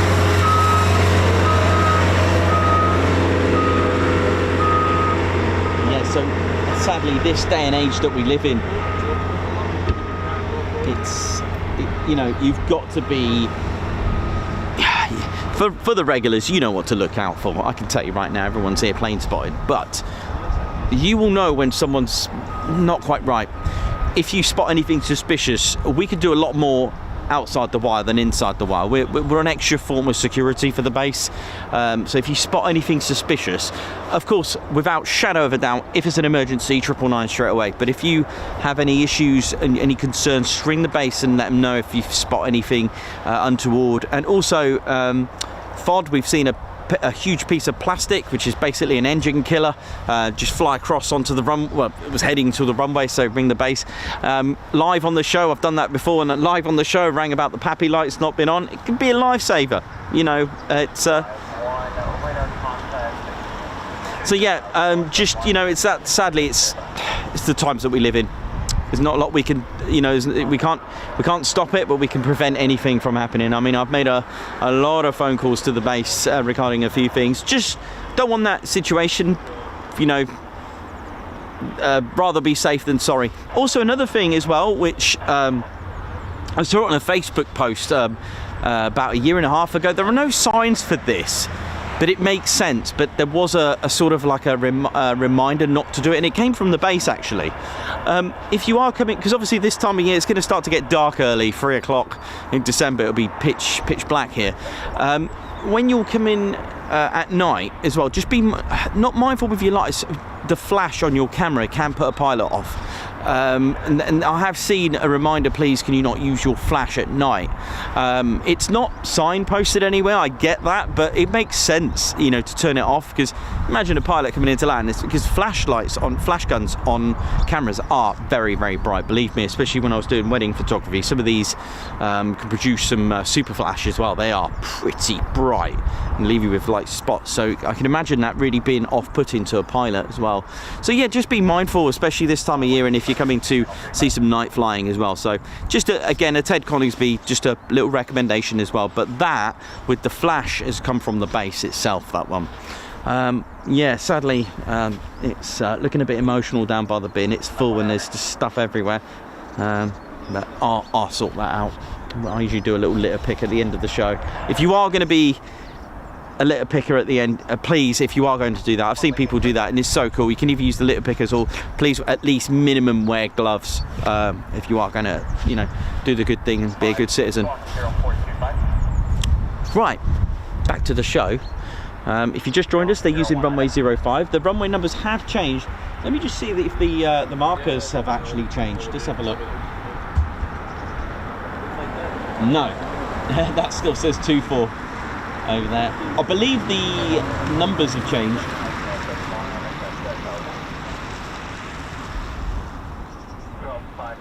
Radar contact 1 miles northwest of farm under traffic service. 205-1 flight approved to general vehicle 3rd sector 1, maintain block altitude flight level 60 through flight level 190.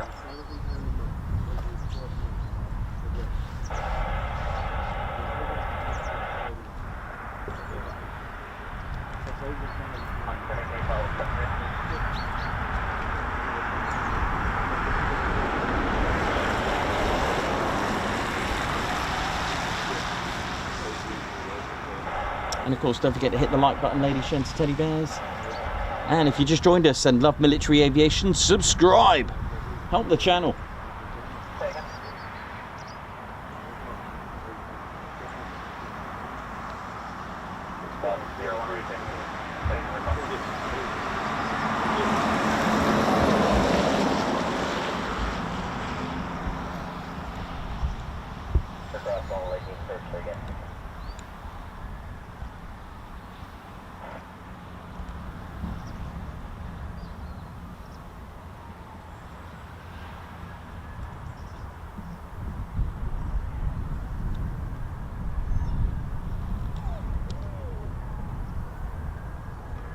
There's my little mate.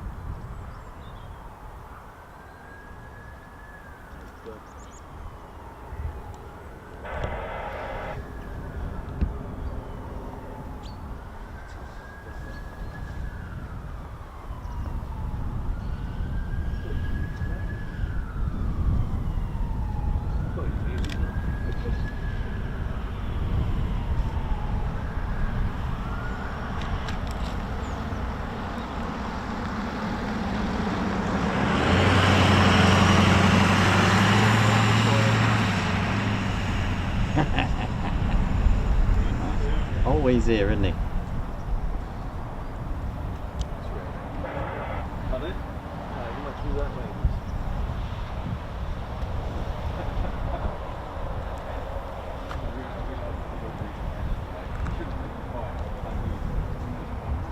Contact arrival, channel 11.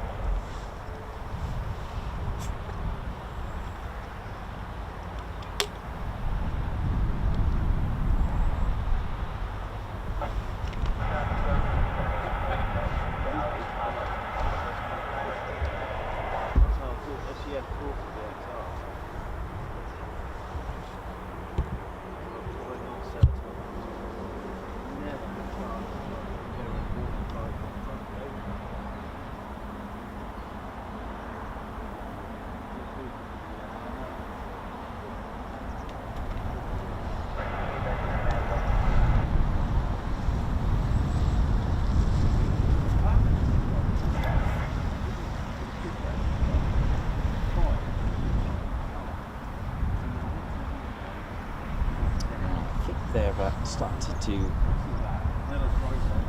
starting to return, I think. Very rapid.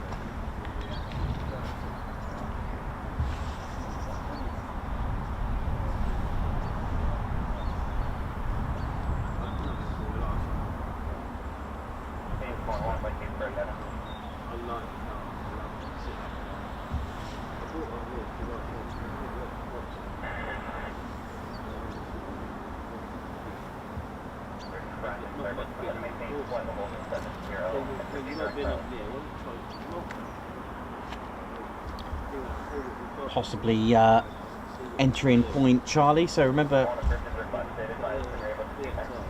Point Charlie is just over these trees, just up here, and they'll be entering downwind, which is just over here. Now they'll take a left if it's runway 23, or do a right for the circuit if it's runway 5 or 05.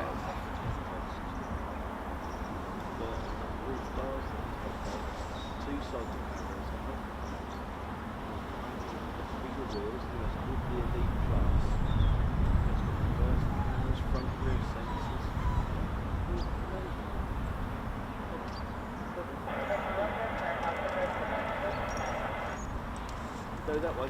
Hey, other way. Other way. That way.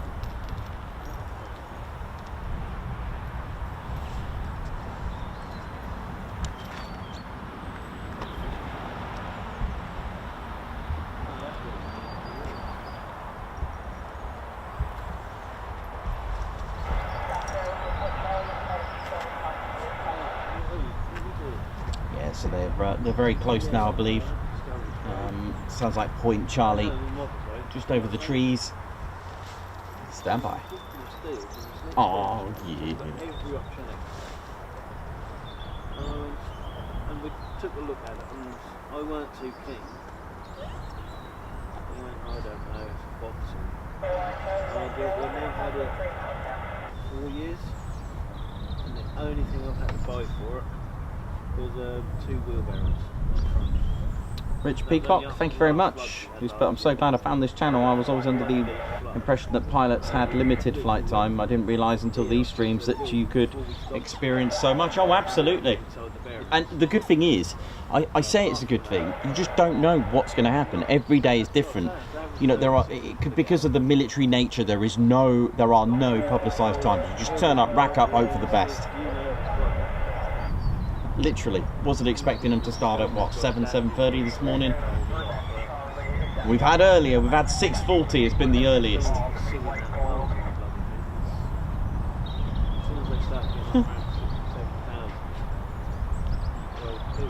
Oh yeah, big shout out to the 48 Fighter Wing. How you doing? All rolls. Hope you're good. That's it, I've got to sell it.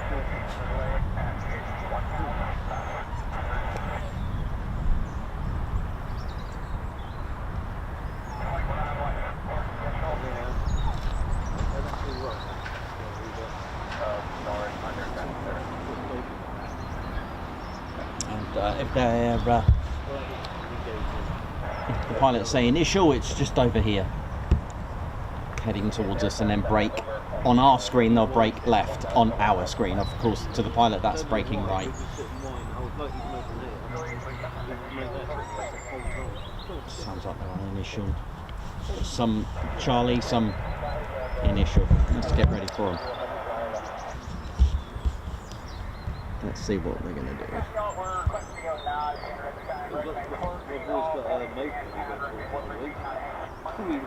Oh, they're all the way up there. I think I've just seen them, actually. Yes.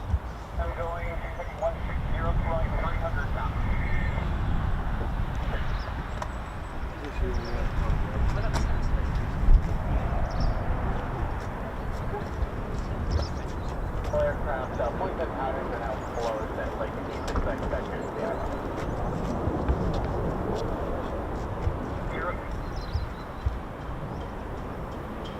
Patterns and points closed, I think I heard.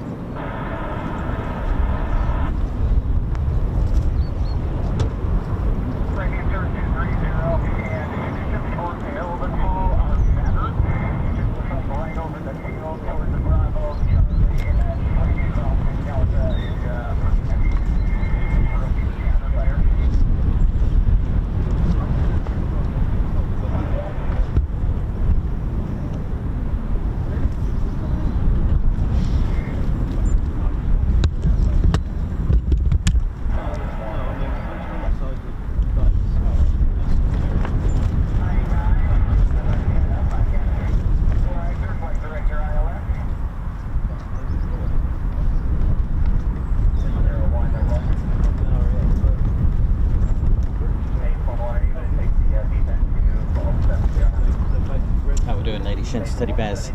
So we haven't had any actually land yet, so still 11 to count back. Just trying to establish what they're doing. There's all sorts at the minute. There was point Bravo, point Charlie, initial. There was a bit of everything. Whether or not they're doing an approach at Mildenhall, we'll see.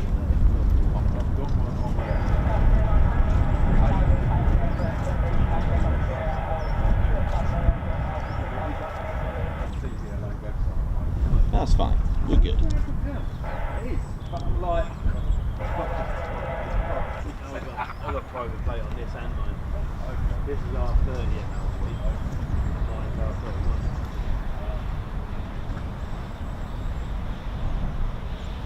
I'm better than this is my plate on my 30. So it's R35. That was, at the time, I got an RH car. Yeah, 20 years. That was that, and then the year after, I've got a track car that was road legal. And I was thinking, I'm going to put like a 12 o'clock plate on it, I just found R31 MLG. R31 was, R30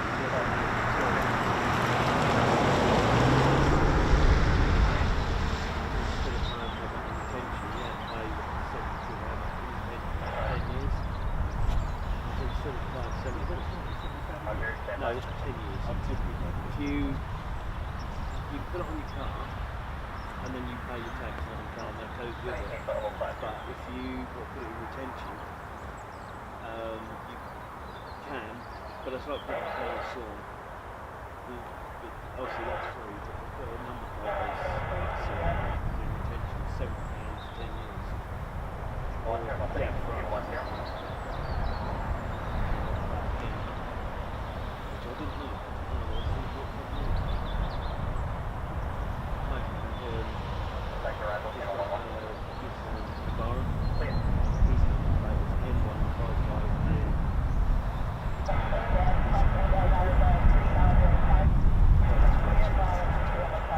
Another one of mate of mine at Eastwood, he's got FC, Ipswich Town Football Club, and he's been offered 12 grand. Just waiting patiently for the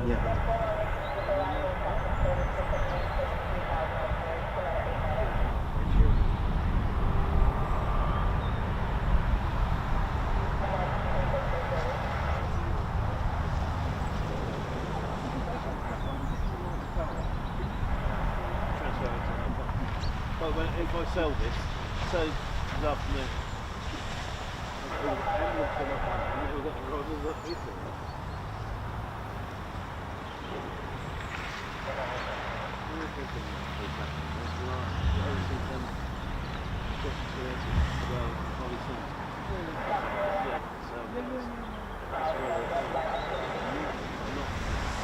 How we doing, ladies and gents? Steady Bears Ted, Coningsby channel live here at RAF Lakenheath. Hope we're good.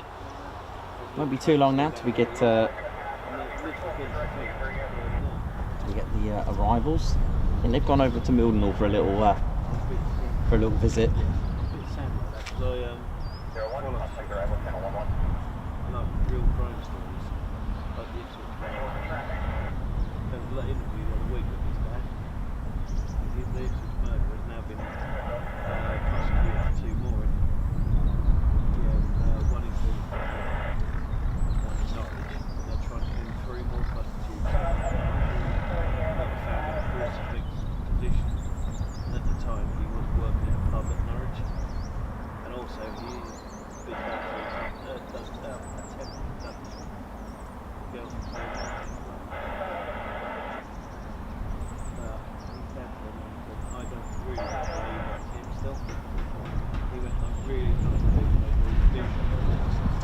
Okay, here we go, our first arrival. Just about to see the light, or the landing light.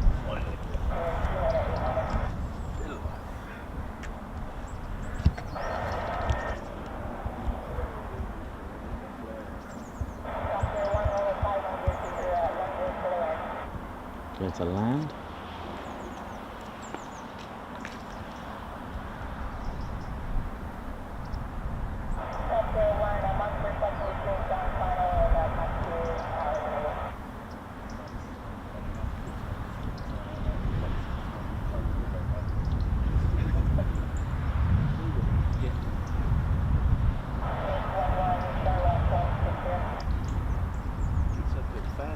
One coming. Two coming. Yeah. Oh, that's it.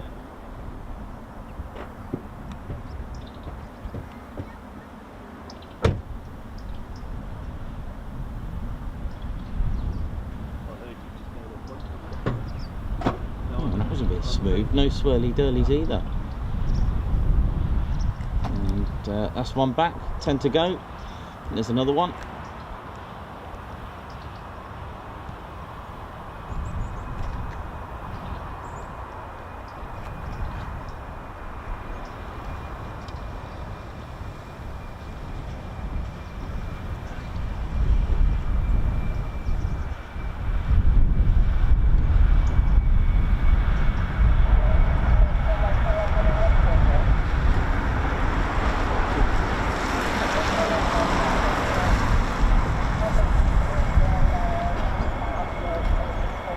Nice.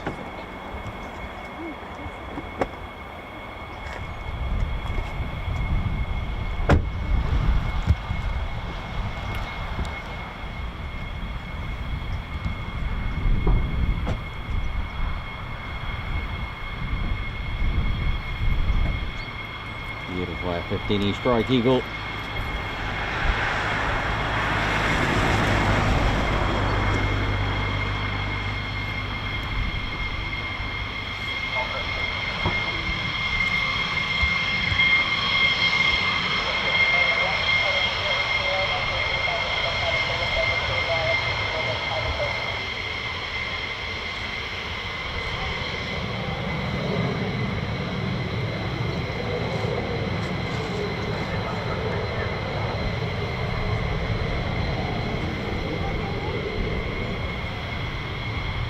Oh, it's 134. Ted's flown in this last year in February 2023. Ted's first ever F-15E Strike Eagle flight. What a great little aircraft to see. And I've got this beautifully printed of Ted just coming into land.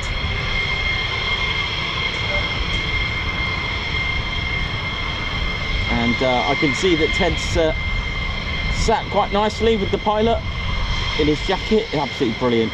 Ted took part in what's called a Red Air. So basically 2 teams, a blue team and a red team.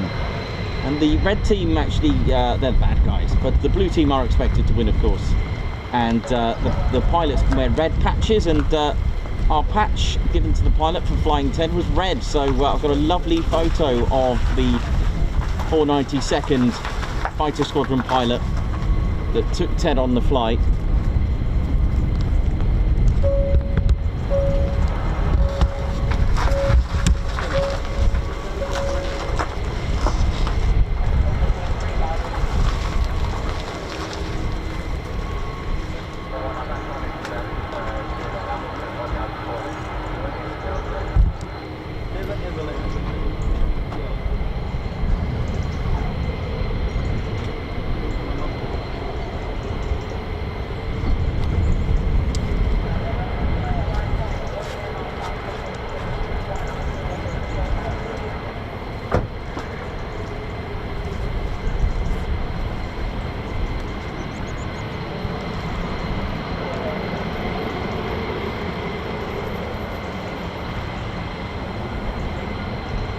It's 4 back, 7 to go. Once this is down.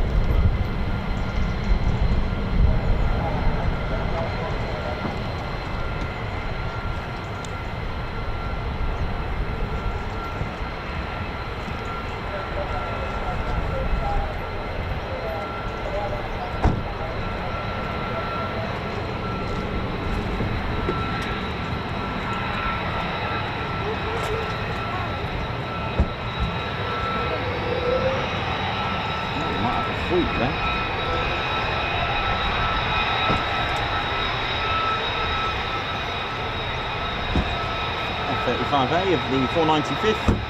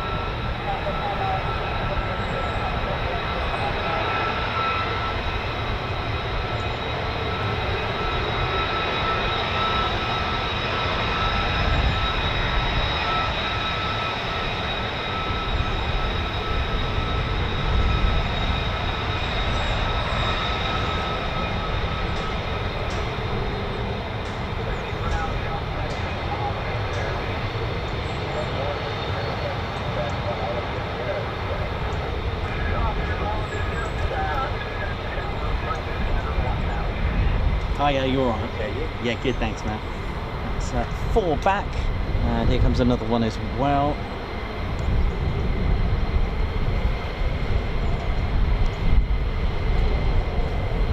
Again, using that ILS that I explained earlier today. That's what they seem to all be using.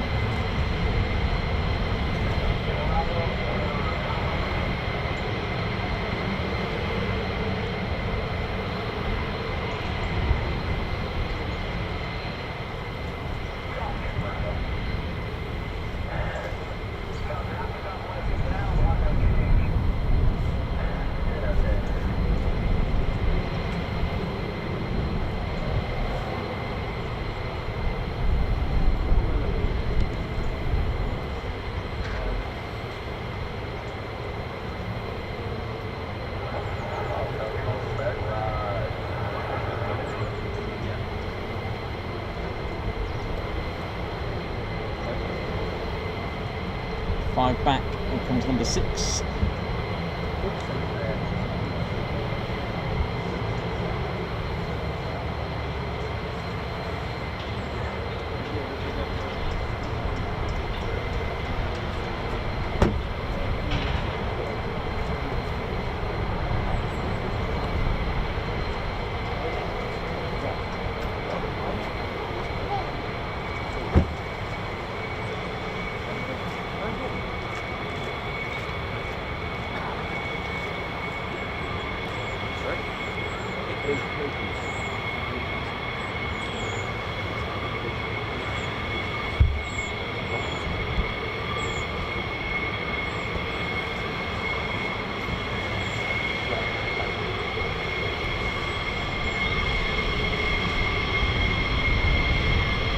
go. 6 back. 5 still out. Oh, where are you? I've lost the F-15. Where is it? Stealth? There we go.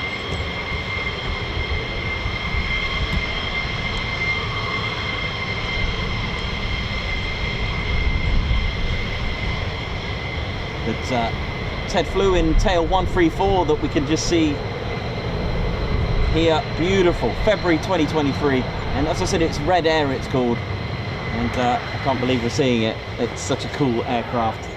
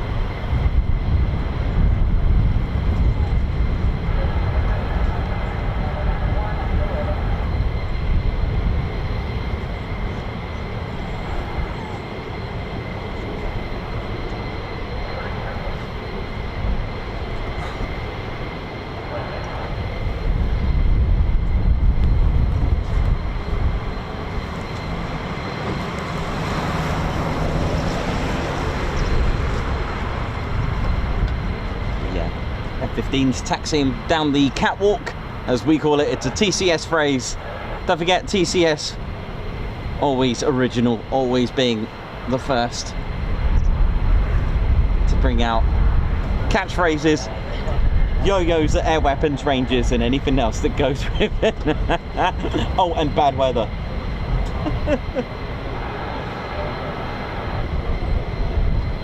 Six. I've got another one in the distance coming back as well.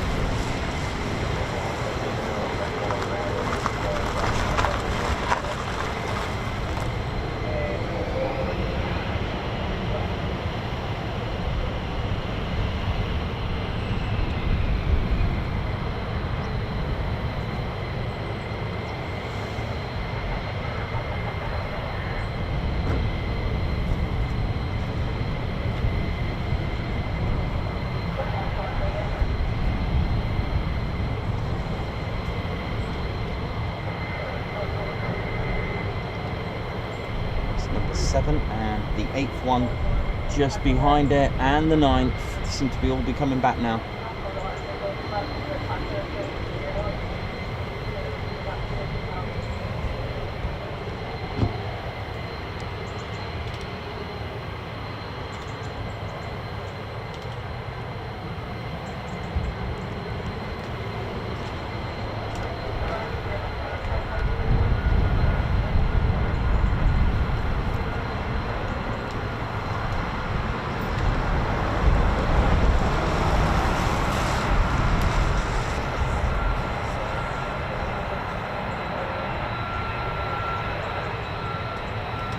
As well, I can see the 10th one.